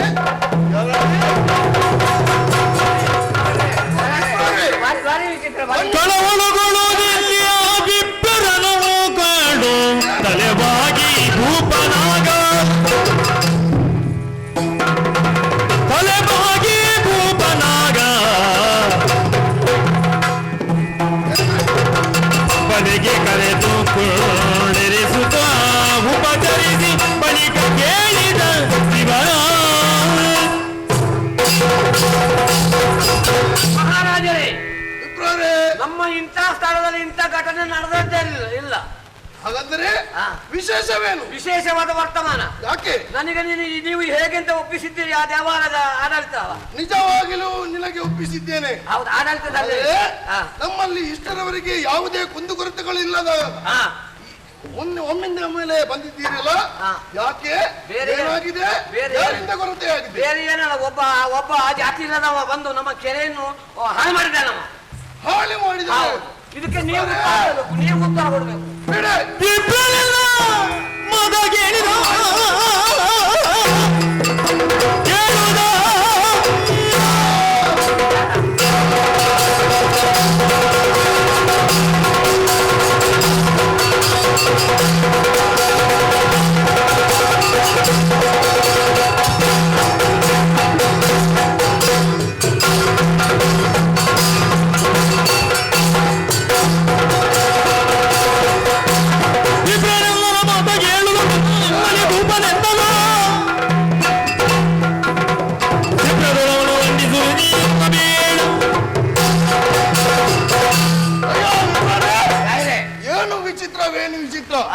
ದೇವಾಲಯದ ಕೆರೆಗೆ ಅವ ಯಾರು ಬಂದದ್ದು? ಯಾರೋ ಒಬ್ಬ ಜಾತಿ ಇಲ್ಲದವ.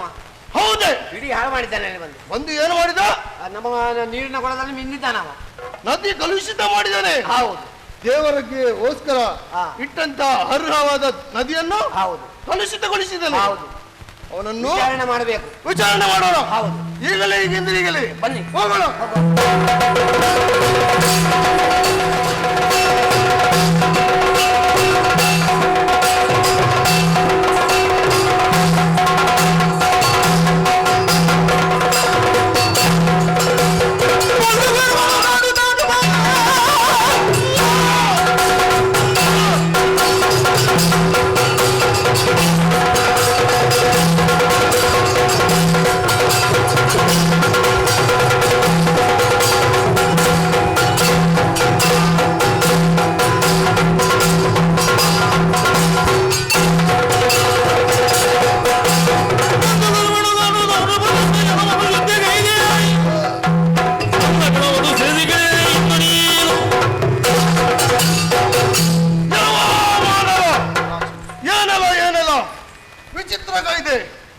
ಯಾಕೆ ನದಿಗೆ ಇಳಿದೆ?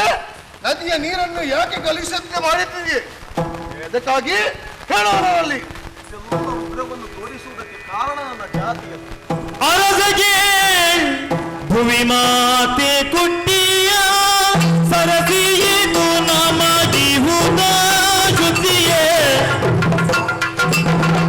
ಅರಸಗೆ ಭುವಿ ಮಾತೆ ಕುಟ್ಟಿಯ ಸರಸಿದು ನಮಗೆ ಹುದ ಶುದ್ಧಿಯೇ. ಹರಣ ಸಾನಿಧಿಯೇನೋ ಭೇದವು ತರಬೀದಲ್ಲ, ಭೇದವು ತರಬೀದಲ್ಲ. ಅರಸ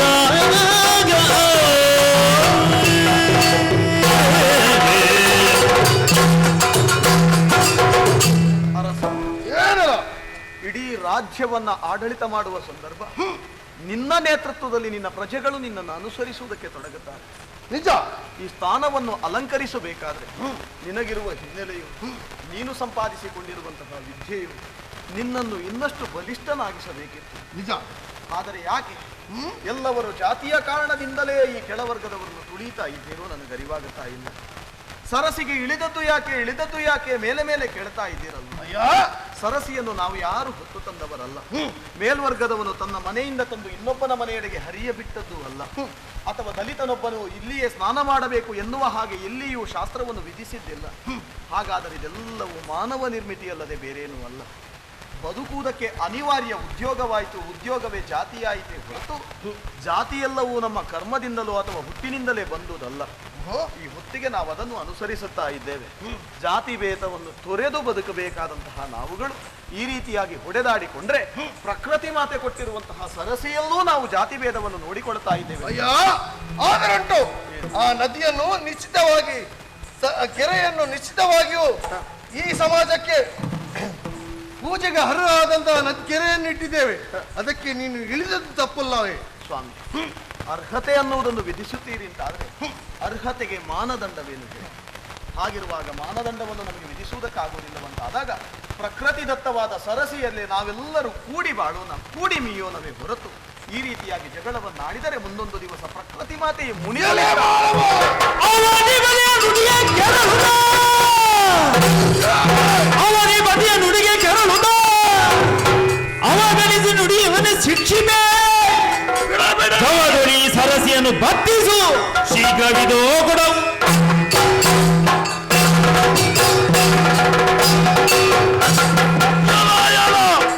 ಪ್ರಶ್ನೆಗೆ ಪ್ರಶ್ನೆಯನ್ನೇ ಇಡುತ್ತಿದ್ದೀಯ ಎಲ್ಲ ಮಾನವ. ಇದಕ್ಕೆ ನಾನು ಮಾಡಿದ ಪ್ರಶ್ನೆಗೆ ಉತ್ತರವನ್ನು ಕೊಡುವುದು ಬಿಟ್ಟು ಪ್ರಶ್ನೆಗೆ ಪ್ರಶ್ನೆಯನ್ನು ಇರಿಸುತ್ತಿದ್ದೀಯ. ಇದಕ್ಕೆ ನಿನಗೆ ಶಿಕ್ಷೆಯನ್ನು ವಿಧಿಸುತ್ತಿದ್ದೇನೆ. ಎಲ್ಲ ನೋಡು, ಕಲುಷಿತ ಮಾಡಿದ ಕೆರೆಯ ನೀರನ್ನು ನೀನು ಕೊಡದ ಮುಖಾಂತರ ಬತ್ತಿಸಬೇಕು. ಕೊಡದ ಮುಖೇನ ಬತ್ತಿಸುವುದಕ್ಕಾಗಿ ಅದು ನಿಮ್ಮವರಲ್ಲಿ ನೀನು ಆಜ್ಞಾಪಿಸುತ್ತಾ ಇದ್ದೀಯಲ್ಲ ರಾಜ. ನಾನು ಮಾಡಿದ ತಪ್ಪಿಗೆ ಅವರ ದೇಹವನ್ನು ಯಾಕೆ ದಂಡಿಸುವುದಕ್ಕೆ? ಮತ್ತೇನು ಮಾಡಬೇಕು? ಅದು ಕೂಡ ಶೋಷಣೆ ಅಲ್ವೇ? ಯಾರೋ ಮಾಡಿದ ತಪ್ಪಿಗೆ ಇನ್ಯಾರೋ ಸೇವಕರನ್ನು ಕೆಲಸಕ್ಕೆ ಇಳಿಸುತ್ತೆ. ಬೇಡ. ಆ ಶಿವ ಜಗತ್ತಿನಲ್ಲಿ ಇರುವುದು ಸತ್ಯ ಅಂತ ಆದ್ರೆ ಆತನ ಮೇಲೆ ನಂಬಿಕೆಯನ್ನು ನಾವಿಟ್ಟು ಬದುಕುತ್ತಾ ಇದ್ದೇವೆ ಅಂತ ಆದ್ರೆ ಇದೋ ನೋಡು ಶಿವನ ಮಹಿಮೆಯನ್ನು ಬತ್ತಿ.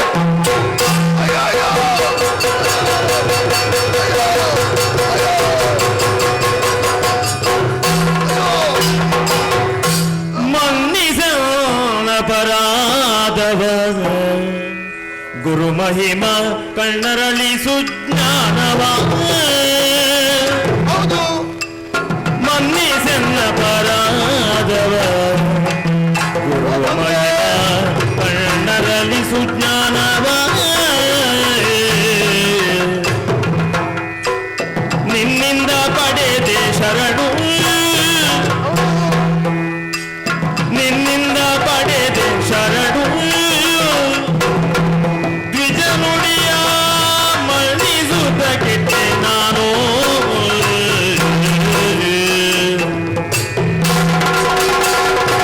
ಮನ್ನಿಸೆಲ್ಲ ಪರಾಧವ ಗುರು ಮಹಿಮಾ ಕಣ್ಣರಳಿ ಸುಜ್ಞಾನವ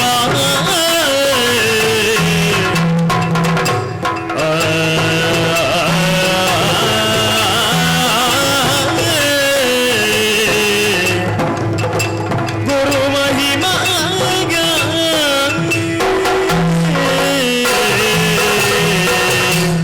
ಓ ಮಹಾತ್ಮನೇ, ನಿನ್ನ ಮಹಿಮೆಯನ್ನು ಅರಿಯದೇ ಹೋದೆ. ಅಯ್ಯ, ನಮ್ಮವರನ್ನ ಮಾತುಗಳನ್ನು ಕೇಳಿ ನಿನಗೆ ಬೇಡದ್ದಲ್ಲೆಲ್ಲ ಹೇಳಿಕೊಟ್ಟೆ. ಅಯ್ಯ, ನನ್ನ ಎಲ್ಲ ಅಪರಾಧಗಳನ್ನು ಮನ್ನಿಸು ತಂದೆ. ಮರುಗದಿರು ಭೂಪಗೇಣು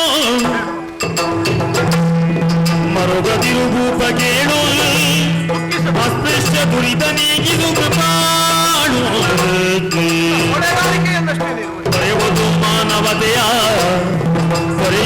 ಮಾನವತೆಯ ಆತುಕೋ ಸರಿಸಮತೆಯ ಸಹಬಾಳ್ವೆಯ ಮರುಗದಿರು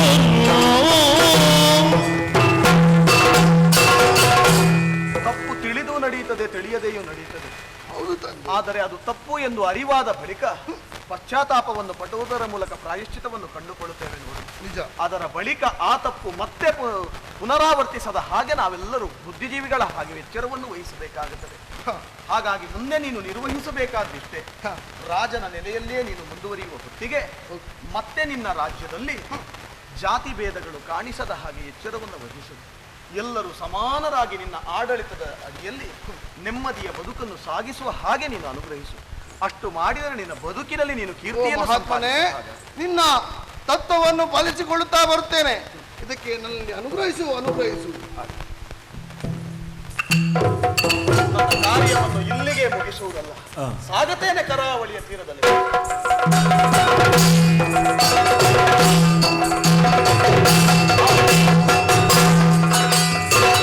ಅರವಿಪುರದಲ್ಲಿ ಶಿವರಾತ್ರಿ ದಿನ ಪುರಹರನ ಧ್ಯಾನಿಸುತ್ತ ಶ್ರೀ ಗುರು. ಅಮರಪುರದಲ್ಲಿ ಶಿವರಾತ್ರಿಯ ದಿನ ಪುರಹರನ ಧ್ಯಾನಿಸುತ್ತ ಶ್ರೀ ಗುರು. ಹರಿವನಿಯೂರು ನದಿಗಿಳಿದು ಲಿಂಗವ ಕರದೆಳೆತ್ತುತ್ತ ಪೀಠದೊಳು ಇಡೆದು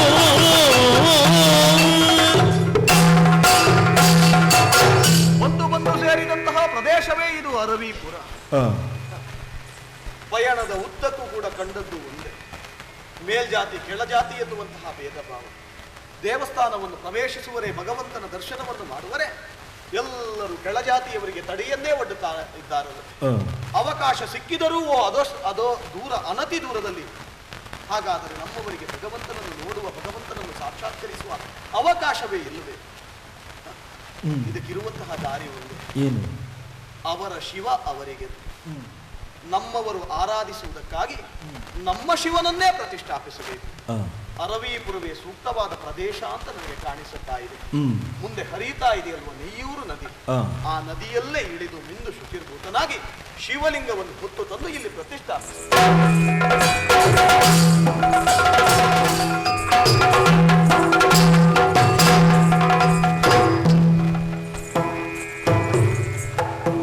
ಶೂಲಹರನೆ ಚಂದ್ರಧರನೆ, ಶೂಲಹರನೆ ಚಂದ್ರಧರನೆ, ಬಾಳನೇತ್ರ ರಕ್ಷಿಸೋ.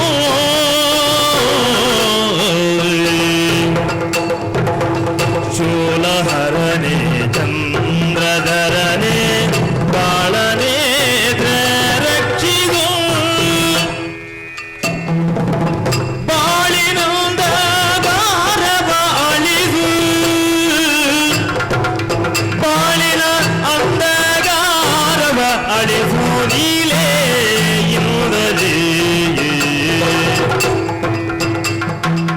ಬಾಳಿನಂದಗಾರವ ಅಳಿಸು ನೀನು ನೀಲೇ ಇಂದಲೇ.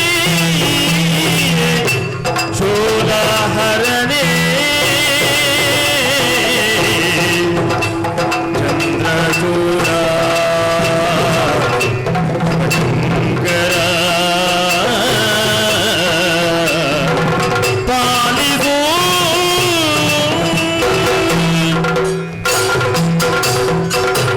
ನದಿಯೊಳಗಿದ್ದ ಶಿವಲಿಂಗವನ್ನು ತಂದು ಪ್ರತಿಷ್ಠಾಪಿಸಿದ್ದೇನೆ.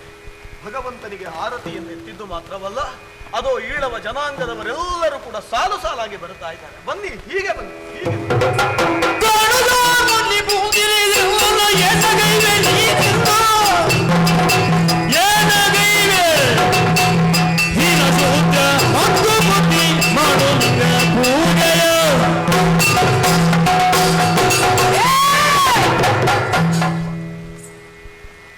ಮೌನವಾಗಿರಬೇಕಂತ ಸ್ಥಳ, ಒಳಗಿಂದ ಗುಣುಗುಣು ಗುಣುಗುಣು ಕೇಳ್ತಾ ಉಂಟಲ್ಲ. ಎಲ್ಲರೂ ಪ್ರಾರ್ಥಿಸ್ತಾ ಇದ್ದಾರೆ. ಎಂತ ಪ್ರಾರ್ಥನೆ ಅದು ಇವತ್ತಿನಲ್ಲಿ? ಇಲ್ಲಿ ಯಾರು ಅಧಿಕಾರ ಕೊಟ್ಟದ್ದು? ಯಾವುದಕ್ಕೆ ಸ್ವಾಮಿ? ಎಂತ ಲಿಂಗ ಅದು? ಅದು ಶಿವಲಿಂಗ. ಶಿವಲಿಂಗವನ್ನು ಸ್ಥಾಪನೆ ಮಾಡುವುದಕ್ಕೆ ಅಧಿಕಾರ ಕೊಟ್ಟವರು ಯಾರು? ನಾವಿಲ್ವ ಇಲ್ಲಿ ಪ್ರತಿಷ್ಠಾಪನೆಗೆ? ಶಿವನ ಆಣತಿ ಸಿಕ್ಕಿದೆ, ಅದಕ್ಕೆ ಶಿವಲಿಂಗವನ್ನು ನಾವು ಪ್ರತಿಷ್ಠಾಪನೆ. ನಮ್ಮ ಹತ್ರ ಕೇಳಿದೀಯಾ? ಯಾಕೆ ಸ್ವಾಮಿ ನಿಮ್ಮಲ್ಲೇ ಕೇಳಿ? ನಾವಿಲ್ಲಿ ಆಡಳಿತಾಧಿಕಾರಿಗಳಲ್ವ, ನಂಬುವುದಿರಿಗಳು. ಆದರೆ ನನ್ನ ಶಿವ ದೇವಾಲಯ ನಿಮ್ಮ ಆಡಳಿತದ ವ್ಯಾಪ್ತಿಗೆ ಬರ್ಲಿಕ್ಕಿಲ್ಲ. ವ್ಯಾಪ್ತಿಯಲ್ಲೇ ಇರುವುದು ಶಿವಲಿಂಗ. ಇಲ್ಲ ಸ್ವಾಮಿ, ಯಾರು ಹೇಳಿಲ್ಲ. ನಿಮ್ಮ ಆಡಳಿತಕ್ಕೆ ಒಳಪಡುವುದು ಅದು ನೀವು ಪ್ರತಿಷ್ಠಾಪಿಸಿದ ಶಿವಲಿಂಗವೇ ಹೊರತು ನಾನು ಸ್ಥಾಪಿಸಿರುವುದು ಈಳವ ಸಮುದಾಯ. ಅಧಿಕಾರ ಕೊಟ್ಟವರು ಯಾರು ಅಂತ ಹೇಳಿದ್ದೀನಿ ಅಲ್ಲಿ. ಯಾಕೆ ಸ್ವಾಮಿ? ಯಾಕೆ ಮತ್ತೆ ಇಲ್ಲಿ ಯಾರು ಅಧಿಕಾರ ಕೊಟ್ಟದ್ದು ನಿನಗೆ? ಶಿವನನ್ನು ಪ್ರತಿಷ್ಠಾಪಿಸುವುದಕ್ಕೆ ನಮ್ಮಲ್ಲಿ ಯೋಗ ಉಂಟು ಅಂತ ಆದ್ರೆ ಅದು ಕೂಡಿ ಬಂದಿದೆ, ಅದಕ್ಕೆ ಪ್ರತಿಷ್ಠಾಪಿಸಿ. ಕೂಡಿ ಬಂದಿರೋದು ಇಲ್ಲಿ ಪ್ರತಿಷ್ಠಾಪನೆ ಮಾಡಬೇಕಾ ಕೇಳುದು ನಾನು ಇನ್ನಲ್ಲಿ. ಇಲ್ಲ ಸ್ವಾಮಿ, ಇಲ್ಲಿ ಮತ್ತೆ ಯಾರು ಅಧಿಕಾರ ಕೊಟ್ಟದ್ದು? ಪ್ರತಿಷ್ಠಾಪನೆ ಮಾಡುವುದಕ್ಕೆ ಅಧಿಕಾರವನ್ನು ಇನ್ನೊಬ್ಬನಿಂದ ಪಡಿಬೇಕಾಗಿಲ್ಲ ನಮ್ಗೆ. ಮತ್ತೆ ಅದು ನಮ್ಮ ಭಗವಂತ, ಅದು ಈಳವ ಇದು ಸಮುದಾಯ. ನನಗೆ ಭಗವಂತ ಅಲ್ವಾ? ಶಿವಪ್ರಸಾದ ನನಗೆ ಹೌದಲ್ವಾ? ಶಿವಪ್ರಸಾದ ನನಗೂ ಹೌದಲ್ವಾ ಸ್ವಾಮಿ? ನಿಮ್ಮ ನಿಮ್ಮ ದೇವಾಲಯದ ಒಳಗೆ ನಮ್ಮನ್ನು ಹೇಗೆ ಪ್ರವೇಶಿಸುವುದಕ್ಕೆ ನೀವು ಬಿಡುವುದಿಲ್ಲ. ಹಾಗಾಗಿ ನಿಮಗದು ಮನಸ್ಸಿಲ್ಲ ಅಂತಾದ್ರೆ ನೀವು ಒಳಗೆ ಬರುವುದು ಬೇಡ. ನಮ್ಮವರು ಬರುತ್ತೇವೆ, ನಾವು ಪ್ರಾರ್ಥಿಸ್ತೇವೆ, ನಾವು ಹೋಗುತ್ತೇವೆ. ಮತ್ತು ನಿಮ್ಮದು ಬೇರೆ ಅಲ್ವಾ? ನೋಡ್ತೇನೆ ಎಲ್ಲಿವರೆಗೆ ನಡೀತದೆ ಅಂತ.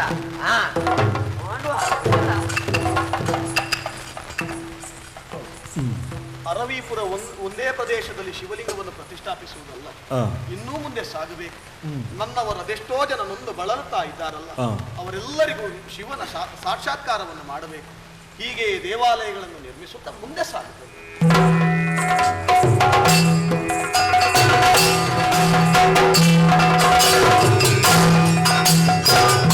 ಒಂದು ದೇವಗಬ್ಬರೆಂಬ ಧೀಮಂತರೈ ನಂದು ಗುರುವಿಗೆ ಬಾಗುತ್ತಾಗ, ಒಂದು ದಿನ ಗುರುಗೊಬ್ಬರೆಂಬ ಧೀಮಂತರೈ ನಂದು ಗುರುವಿಗೆ ಬಾಗುತ್ತಾಗ, ಚಂದದಿ ಮಂಗಳೂರಿಗೆ ಬರುತ್ತ ಉತ್ತರಿದು ಬಂಧು ಬಾಂಧವ ಜನರನ್ನು ಗುರುವಿಗೆ ನಮಿಸಿ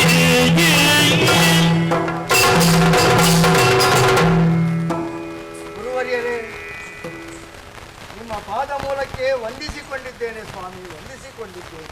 ಭಗವಂತ ನಿಮಗೆಲ್ಲರಿಗೂ ಒಳ್ಳೆಯದನ್ನೇ. ನಿಮ್ಮದಾದಂತಹ ಸೇವಾ ಕಾರ್ಯದ ವಿವರವನ್ನೆಲ್ಲ ತಿಳಿದುಕೊಂಡಾಗ ನಿಮ್ಮನ್ನು ಕಾಣಬೇಕು ಎಂದು ಅದೆಷ್ಟೋ ದೂರದಿಂದ ಅರಸಿ ಬಂದವ ನಾನು. ನನ್ನದಾದಂತಹ ಭಿನ್ನಹವನ್ನು ತಾವು ಕೇಳಬೇಕು. ತಾವು ಎಲ್ಲಿಂದ ಬಂದಿರಿ, ನಿಮ್ಮ ಭಿನ್ನಹ ಏನು, ಬರುವುದಕ್ಕೆ ಕಾರಣ ಏನು, ಎಲ್ಲವನ್ನು ವಿವರಿಸಿ. ಬಹಳ ದೂರದಂತಹ ಮಂಗಳಾಪುರ ಪ್ರದೇಶ ಈ ಕೇರಳವನ್ನು ದಾಟಿ ಆಚೆಗೆ ಇದೆ. ಅಲ್ಲಿ ನಾನು ನನ್ನವರು ಅಂತ ಸೇರಿಕೊಂಡು ಒಂದಷ್ಟು ರೀತಿಯ ಜೀವನವನ್ನು ಮಾಡುತ್ತಾ ಇದ್ದೇವೆ. ಆದರೆ ಈ ಜೀವನವನ್ನು ಮಾಡುವಂತಹ ಸಂದರ್ಭದಲ್ಲಿ ನಮಗೂ ನಮ್ಮದಾದಂತಹ ಒಂದಷ್ಟು ಬವಣೆಗಳು ಬಂದವು. ಅಲ್ಲಿಯ ಜನರು ನನ್ನನ್ನು ಕುದ್ರೋಳಿ ಕೊರಗಪ್ಪ ಎಂದು ಕರೆದುಕೊಂಡರು. ಆತ್ಮೀಯರೆಲ್ಲರೂ ಸಾಹುಕಾರ ಕೊರಗಪ್ಪ, ಕೊರಗಪ್ಪಣ್ಣ, ಕೊರಗಪ್ಪಣ್ಣೆ ಈ ರೀತಿಯಾಗಿ ಕರೆದುಕೊಂಡರು. ಹೇಳಿ ಕೇಳಿ ನಾವು ತೌಳವ ಜನಾಂಗ, ತುಳುವ ಮಾತನಾಡುವವರು. ಆದರೆ ಬೇಕಾದಷ್ಟು ವ್ಯವಹಾರವನ್ನು ಮಾಡಿಕೊಂಡು ಒಂದಷ್ಟು ಹಂಚಿನ ಕಾರ್ಖಾನೆಗಳು, ಇನ್ನೊಂದಷ್ಟು ವ್ಯವಹಾರಗಳೆಲ್ಲವನ್ನು ಮಾಡಿಕೊಂಡಾಗ ನನ್ನ ಪಾಲಿಗೆ ನಾನೇನೋ ಬಹಳ ಶ್ರಮಪಟ್ಟು ಒಂದಷ್ಟು ಸ್ಥಿತಿವಂತನಾಗಿ ಈ ಹಂತಕ್ಕೆ ತಲುಪಿದ್ದೇನೆ ಎನ್ನುವಾಗ ಇಷ್ಟೇ ನಮ್ಮ ಬದುಕು ಎಂದು ನಾನು ಅರ್ಥೈಸಿಕೊಂಡೆ. ಹಾಗಿದ್ದರೆ ನಮ್ಮ ಬದುಕು ಈಗ ಯಾಕೆ ಹೀಗೆ? ಇದಕ್ಕಿಂತ ಹೆಚ್ಚಿನದ್ದು ನಮಗಿಲ್ಲವೇ? ನಾವು ಕೆಳವರ್ಗದವರು ಎಂದು ಮೇಲ್ವರ್ಗದವರಿಂದ ತೀರಾ ಕೆಳಮಟ್ಟಕ್ಕೆ ಇಳಿಯುವಂತಹ ಸ್ಥಿತಿಯಲ್ಲಿ ನಮ್ಮದಾದಂತಹ ದೇವಾಲಯಗಳು ನಮಗೆ ಯಾಕೆ ಪ್ರವೇಶವಿಲ್ಲ ಎನ್ನುವಂತಹ ಸಂದರ್ಭದಲ್ಲಿ ನನ್ನನ್ನು ನಾನು ಪ್ರಶ್ನಿಸಿಕೊಂಡಾಗ ನನಗೆ ಉತ್ತರ ರೂಪವಾಗಿ ಕಂಡದ್ದು ತಾವುಗಳು ಸ್ವಾಮಿ, ತಾವುಗಳು. ಕೇರಳದಲ್ಲಿ ತಾವು ಮಾಡಿದಂತಹ ದೇವಾಲಯದ ಪ್ರತಿಷ್ಠಾಪನೆ, ವಿದ್ಯೆಯಿಂದ ಸಂಘಟಿತರಾಗಿ ಎನ್ನುವಂತಹ ತಾವು ನೀಡುವಂತಹ ಸಂದೇಶಗಳು ಎಲ್ಲವೂ ನಮ್ಮ ಬಳಿಗೆ ಬಂದು ತಲುಪಿದವು. ಹಾಗಾಗಿ ನಮ್ಮವರೆಲ್ಲರಿಗೂ ಒಂದು ಆಶೆಯಾಯಿತು. ಆ ನಾರಾಯಣ ಗುರುವರನ್ನು ನಮ್ಮ ಮಂಗಳಾಪುರಕ್ಕೂ ಬರಮಾಡಿಸಿಕೊಂಡರೆ ನಿಮ್ಮ ಪಾದ ಸ್ಪರ್ಶದಿಂದ ನಮ್ಮದಾದಂತಹ ಮಂಗಳಾಪುರವು ಪಾವನವಾದೀತು. ಹಾಗಾಗಿ ತಮ್ಮನ್ನು ಅಲ್ಲಿಯವರೆಗೆ ಕರೆದುಕೊಂಡು ಹೋಗೋ ಸಲುವಾಗಿ ನಾನು ಬಂದಿದ್ದೇನೆ ಸ್ವಾಮಿ. ಸಾಹುಕಾರ ಕೊರಗಪ್ಪನವರು ಗುರುವರಿಯರೇ, ಉದ್ದೇಶ ಏನಿದೆಯೋ ಅದು ನಿಮ್ಮ ಇಚ್ಛೆಯೇ ಆಗಿರುವಾಗ ನನಗೂ ಸಂತೋಷವಿದೆ. ಈಗಿಂದೀಗಲೇ ನಿಮ್ಮ ಜೊತೆಗೆ ಮಂಗಳಾಪುರಕ್ಕೆ ಬರುವುದಕ್ಕೆ ಸಿದ್ಧನಿದ್ದೇನೆ. ಅಲ್ಲಿ ಹೋಗಿ ದೇವಾಲಯವನ್ನು ನಿರ್ಮಾಣ. ಹಾಗಿದ್ದರೆ ತಡೆಯಾಕೆ, ಹೋಗೋಣ.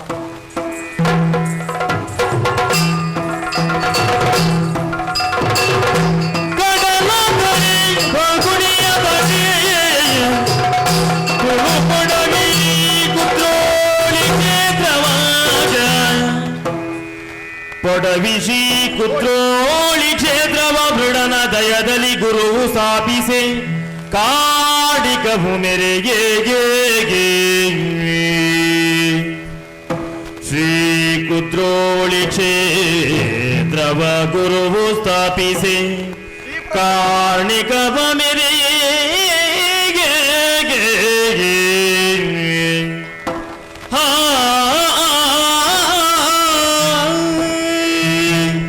ಸಾಹುಕಾರ ಕೊರಗಪ್ಪನವರೇ, ಗುರುವರಿಯರೇ, ನೀವೊಬ್ಬರೇ ಅಲ್ಲ, ಒಂದಷ್ಟು ಜನ ನಿಮ್ಮವರನ್ನು ಒಟ್ಟು ಸೇರಿಸಿಕೊಂಡು ಬಹಳ ನನ್ನ ನಿರೀಕ್ಷೆಯಲ್ಲಿದ್ದವರು. ಎಲ್ಲರೂ ತಮ್ಮ ಆಗಮನದ ನಿರೀಕ್ಷೆಯಲ್ಲೇ ಇದ್ದವರು ಅಲ್ಲವೇ? ನಿಮ್ಮ ಸ್ವಾಗತದಿಂದ ಸತ್ಕಾರದಿಂದ ನಾನು ಸಂತುಷ್ಟನಾಗಿದ್ದೇನೆ. ಹಾಗೆಂದ ಮಾತ್ರಕ್ಕೆ ನಮ್ಮ ಉದ್ದೇಶ ಅದಲ್ಲ. ಇಲ್ಲಿ ಶಿವನನ್ನು ಪ್ರತಿಷ್ಠಾಪಿಸಿರುವುದು. ಈ ಪ್ರದೇಶದ ಹಿನ್ನೆಲೆಯನ್ನು ನೋಡಿದಾಗ ಈ ಬಯಲು ಪ್ರದೇಶಗಳಲ್ಲಿ ಹಿಂದೆ ಕುದುರೆಗಳನ್ನು ಕಟ್ಟಿದ ಜಾಗವೇ ಇದಾದುದರಿಂದ ಕುದುರೆಯಾವಳಿ ಎನ್ನುವಂತಹ ಈ ಜಾಗವೇ ಈ ಹೊತ್ತಿಗಾಗುವಾಗ ಕುದುರೋಳಿ ಎನ್ನುವ ಹಾಗಾಗಿ ಬಿಟ್ಟಿದೆ. ಅದು ಕಾಣುತ್ತಿರುವಂತಹ ತುಳಸಿ ಗಿಡದಕ್ಕೆ ಅಭಿಮುಖವಾಗಿ ಶಿವಲಿಂಗವನ್ನು ಪ್ರತಿಷ್ಠಾಪಿಸಿದ್ದೇವೆ. ಇಲ್ಲಿಯ ಶಿವನಿಗೆ ಗೋಕರ್ಣನಾಥೇಶ್ವರ ಎನ್ನುವಂತಹ ಹೆಸರನ್ನಿರಿಸಿದವರಿದ್ದೇವೆ. ಇನ್ನು ಮುಂದಕ್ಕೆ ಈ ಕ್ಷೇತ್ರವು ಕುದುರೋಳಿ ಶ್ರೀ ಗೋಕರ್ಣನಾಥೇಶ್ವರ ದೇವಾಲಯ ಎನ್ನುವಂತಹ ಪ್ರಸಿದ್ಧಿಯನ್ನು ಪಡೆಯುವ ಹಾಗಾಗಿಕೊಂಡು ನಿಮ್ಮ ಮೂಲಕವಾಗಿ ಇನ್ನು ಒಂದಷ್ಟು ಕಾರ್ಯಗಳಾಗಬೇಕು. ಕೊರಗಪ್ಪ, ತಮ್ಮಿಂದ ಮುಂದಕ್ಕೆ ಏನು ಅಪ್ಪಣೆ ಗುರುವರಿಯರೇ? ಬದುಕಿನ ಒಂದಷ್ಟು ಸಮಯಗಳನ್ನು ಕಳೆದ ಸಂದರ್ಭದಲ್ಲಿ ಕಂಡುಕೊಂಡಂತಹ ಒಂದಷ್ಟು ಸತ್ಯಗಳಿವೆ. ಜಗತ್ತಿನಲ್ಲಿ ಬಹುತೇಕರು ತಿಳಿಯದೇ ಇರುವಂತಹ ಸತ್ಯವನ್ನು ಇನ್ನು ಮುಂದಿನ ಜನಾಂಗಕ್ಕೆ ನೀವು ಅದನ್ನು ತಿಳಿಸಿಕೊಡಬೇಕು. ನಮ್ಮೆಲ್ಲರನ್ನು ಆಳುವಂತಹ ಭಗವಂತನೊಬ್ಬನೇ, ಒಂದೇ ದೇವರು. ನಮಗೆಲ್ಲರಿಗೂ ಕೂಡ ಜಾತಿ ಎನ್ನುವಂತಹದ್ದು ಒಂದೇ. ಅದು ಮನುಷ್ಯ ಜಾತಿ ಅಲ್ಲದೆ ಬೇರೇನೂ ಅಲ್ಲ. ಅದಲ್ಲದೆ ನಮ್ಮ ಕುಲವೂ ಒಂದೇ. ನಾವೆಲ್ಲರೂ ಸಂಘಟನೆಯಿಂದ ಬಲಯುತರಾಗಬೇಕು. ಎಲ್ಲಿ ಒಗ್ಗಟ್ಟಿರುತ್ತದೆಯೋ ಅಲ್ಲಿ ಬಲವಿರುತ್ತದೆ. ಹಾಗಂದು ಪ್ರತಿಯೊಬ್ಬರೂ ವಿದ್ಯೆಯನ್ನು ಪಡೆಯುವುದರ ಮೂಲಕ ಪ್ರಬುದ್ಧನಾಗಬೇಕು. ಆ ಮೂಲಕ ಸ್ವತಂತ್ರನಾಗಿ ಬದುಕಬೇಕು. ಯಾವುದು ವ್ಯಕ್ತಿಯನ್ನು ಸ್ವಾಭಿಮಾನಿಯನ್ನಾಗಿ ಮಾಡುತ್ತದೆಯೋ ಅದೇ ವಿದ್ಯೆಯಾಗುತ್ತದೆ. ಹಾಗಾಗಿ ಇನ್ನು ಮುಂದಕ್ಕೆ ನಿಮ್ಮ ಪರಿಸರದಲ್ಲಿ ಬದುಕುವ ಪ್ರತಿಯೊಬ್ಬ ವ್ಯಕ್ತಿಗೂ ಕೂಡ ವಿದ್ಯೆಯೂ ಸಿಗುವ ಹಾಗೆ ಮಾಡಲಿ. ಈ ಕ್ಷೇತ್ರ ಅನ್ನುವಂತಹದ್ದು ಕೇವಲ ಧಾರ್ಮಿಕ ಕ್ಷೇತ್ರವಾಗಿರದೆ ವಿದ್ಯೆಗೆ ಅವಕಾಶವನ್ನು ಕೊಡುತ್ತಾ, ಕಲೆ ಸಂಸ್ಕೃತಿಗಳಿಗೆ ಅವಕಾಶವನ್ನು ಕೊಡುತ್ತಾ ಸಮಷ್ಟಿಯ ಕೇಂದ್ರವಾಗಿ ಇದು ಬೆಳೆದು ಬರಲಿ.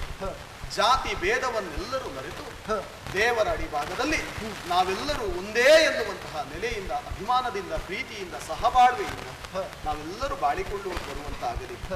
ಯಾರೂ ಜಗತ್ತಿನಲ್ಲಿ ಶಾಶ್ವತರಲ್ಲ. ಕೆಲವು ಸಮಯಗಳಲ್ಲಿ ನಾನು ಅಳಿದು ಹೋಗುತ್ತೇನೆ, ಮುಂದಿನ ಕೆಲವು ದಿವಸಗಳಲ್ಲಿ ನೀವು ಅಳಿದು ಹೋಗುತ್ತೇನೆ. ಆದರೆ ಹರಿಯುವ ತೊರೆ ಸಮುದ್ರವನ್ನು ಸೇರುವ ಹಾಗೆ ನಮ್ಮ ಬದುಕು ಕೂಡ ಹರಿಯುವ ನದಿಯ ಹಾಗಿರುವುದರಿಂದಲೇ ಅದನ್ನು ಜೀವನ ಎಂದು ಕೊಂಡಾಡಿದವರಿದ್ದಾರೆ. ಹರಿಯುವ ತೊರೆ ತನ್ನ ಸುತ್ತಲಿನ ಪಕ್ಕದ ಪರಿಸರವೆಲ್ಲದರಲ್ಲೂ ಕೂಡ ಹಸಿರನ್ನು ಬೆಳೆಸಿ ಸಮೃದ್ಧವಾಗಿಸುತ್ತಾ ಮುಂದೆ ಸಾಗುತ್ತದೆಯಂತೆ. ಈ ಮಣ್ಣಿನ ಮೇಲೆ ಬದುಕುವಂತಹ ಪ್ರತಿಯೊಬ್ಬನ ಬದುಕು ಸಂತೋಷದಿಂದ ಸಮೃದ್ಧಿಯಾಗುವ ಹಾಗೆ ನಿಮ್ಮ ಇನ್ನು ಮುಂದಿನ ಜನಾಂಗಕ್ಕೆ ಅದನ್ನು ತಿಳಿ ಹೇಳಿ. ಆ ಹೊತ್ತಿಗೆ ನನ್ನ ಮನಸ್ಸಿನ ಉದ್ದೇಶ ಏನಿದೆಯೋ ಅದು ನಿಮ್ಮ ಮೂಲಕವಾಗಿ ಈ ಕುದ್ರೋಳಿ ಪ್ರದೇಶದಲ್ಲಿ ಮುಂದುವರಿಯುವ ಹಾಗೆ ಮಾಡಿ. ಸಾಹುಕಾರ ಕೊರಗಪ್ಪನ ಗುರುವರಿಯರೇ, ನಿಮ್ಮದಾದಂತಹ ಸಂದೇಶವನ್ನೆಲ್ಲವನ್ನೂ ಮನನ ಮಾಡಿಕೊಂಡು ಕೇವಲ ನಾನೊಬ್ಬನೇ ಅಲ್ಲ, ನಮ್ಮವರೆಲ್ಲರೂ ನಿಮ್ಮ ಸಂದೇಶವನ್ನು ತಿಳಿದಿದ್ದಾರೆ. ಕುದುರೋಳಿಯ ಈ ಕ್ಷೇತ್ರ ಮುಂದಕ್ಕೆ ವಿದ್ಯಾದಾನದ ಕ್ಷೇತ್ರವಾಗಿ, ಗೋಕರ್ಣನಾಥೇಶ್ವರನ ಸಾನ್ನಿಧ್ಯದಿಂದ ಕಾರಣಿಕತೆಯ ಕ್ಷೇತ್ರವಾಗಿ ಬೆಳಗಲಿ ಎಂದು ತಮ್ಮ ಅಪ್ಪಣೆಯಾಗಿತ್ತು. ಇದರ ಜೊತೆಗೆ ನಾವೆಲ್ಲರೂ ದೇವರ ಮಕ್ಕಳು. ಹೇಗೆ ಹರಿಯುವ ನೀರಿಗೆ ಕೊಳೆಯಿಲ್ಲವೋ, ಕಲ್ಮಶವಿಲ್ಲವೋ, ಹಾಗೆಯೇ ನಮ್ಮ ಬದುಕು ಕೂಡ ಕಲ್ಮಶವಿಲ್ಲದೆ ಅಭಿವೃದ್ಧಿಯಾಗಲಿ, ನಿರಂತರ ನಮಗೆ ಮೇಲ್ಮೆ ಆಗಲಿ ಎನ್ನುವ ತಮ್ಮ ತತ್ವ ಸಂದೇಶದ ಒಂದೊಂದಿಗೆ ಈ ಕ್ಷೇತ್ರದಲ್ಲಿ ನಮ್ಮದಾದಂತಹ ಎಲ್ಲ ಪ್ರಯತ್ನದ ಮೂಲಕವಾಗಿ ನಮ್ಮ ಜನಾಂಗ ಮಾತ್ರವೇ ಅಲ್ಲ, ಯಾರೆಲ್ಲರೂ ಕೆಳವರ್ಗದವರಿದ್ದಾರೋ ಅವರೆಲ್ಲರನ್ನು ಉದ್ಧರಿಸುವಂತಹ ತಮ್ಮ ಆ ಒಂದು ಇಚ್ಛೆಯಂತೆ ಮುಂದಾಡಿ ಇಡುತ್ತೇವೆ. ತಮ್ಮ ಅನುಗ್ರಹ, ಆ ಶಿವನ ಅನುಗ್ರಹ ಎಲ್ಲರಿಗೂ ಲಭಿಸಲಿ ಎಂದು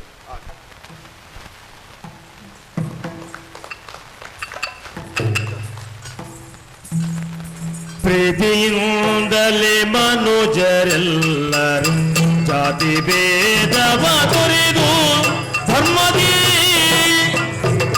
ಭೂತಳದಿ ಬಾಳುವುದೇ ನ್ಯಾಯವೂ ನೀತಿಯಬಹುದು.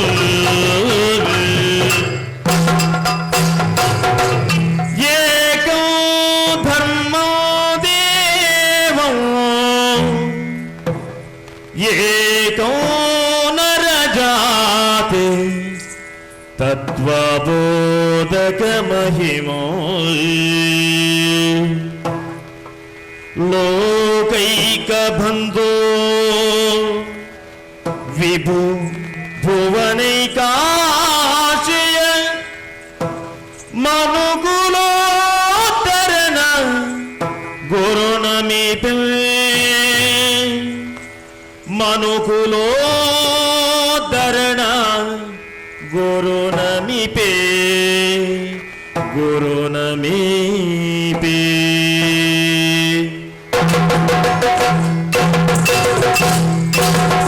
ಶರಣು ಗುರುವೆ ತರಿಯ ಬೆಳಗು ದೇವನೇ ಶರಣು ಗುರುವೆ ತರೆಯ ಬೆಳಗು ದೇವನೇ ಈ ಧರೆಯ ಬೆಳಗು ದೇವನೇ ಈ ಧರೆಯ ಬೆಳಗು ದೇವನೇ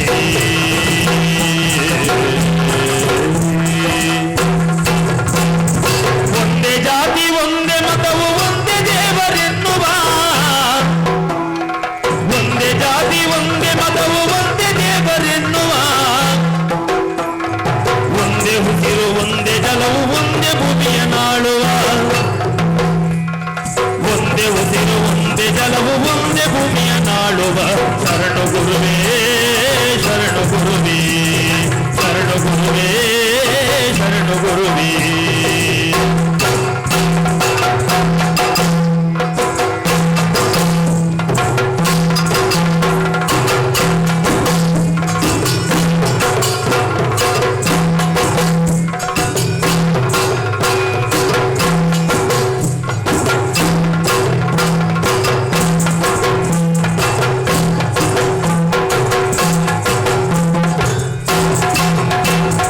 ಸಂಘಟನೆ ಬಲಿಷ್ಠತನವು ಹಿಂಗದಿರಲಿ ಶಕ್ತಿಯೋ ಸಂಘಟನೆ ಬಲಿಷ್ಠತನವು ಹಿಂಗದಿರಲಿ ಶಕ್ತಿಯೋ ಸಾಂಗವಾದ ವಿದ್ಯೆಯಿಂದ ಭಾಗ್ಯವದು ಸ್ವಾತಂತ್ರ್ಯ ಸಾಂಗವಾದ ವಿದ್ಯೆಯಿಂದ ಭಾಗ್ಯವದು ಸ್ವಾತಂತ್ರ್ಯ ಶರಣು ಗುರುವೆ ತರೆಯ ಬೆಳಗು ದೇವನೇ ತರೆಯ ಬೆಳಗು ದೇವನೇ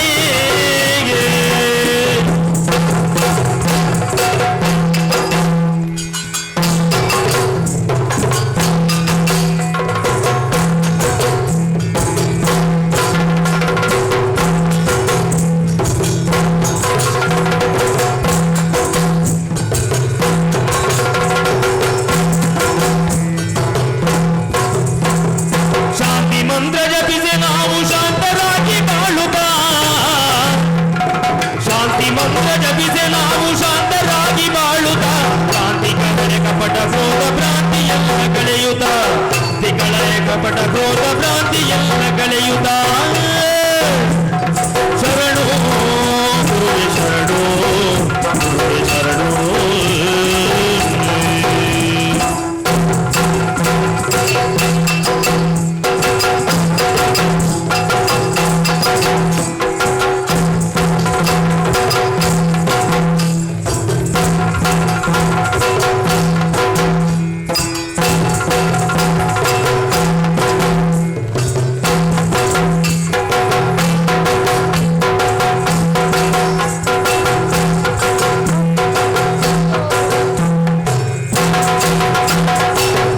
ನಿನ್ನ ತತ್ವ ಜನರ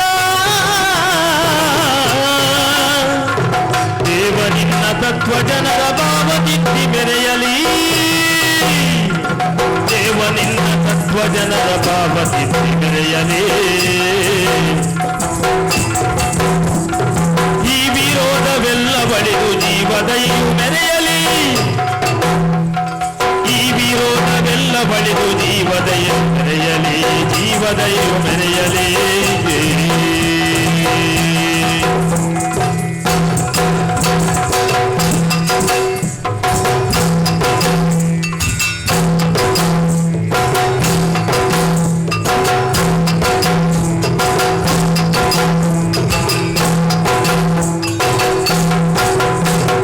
ದೇವ ನಿನ್ನ ತತ್ವ ಜನರ ಭಾವದಿತ್ತಿ ಮೆರೆಯಲಿ ಈ ವಿರೋಧವೆಲ್ಲ ಬಳಿದು ಜೀವದಯ ಮೆರೆಯಲಿ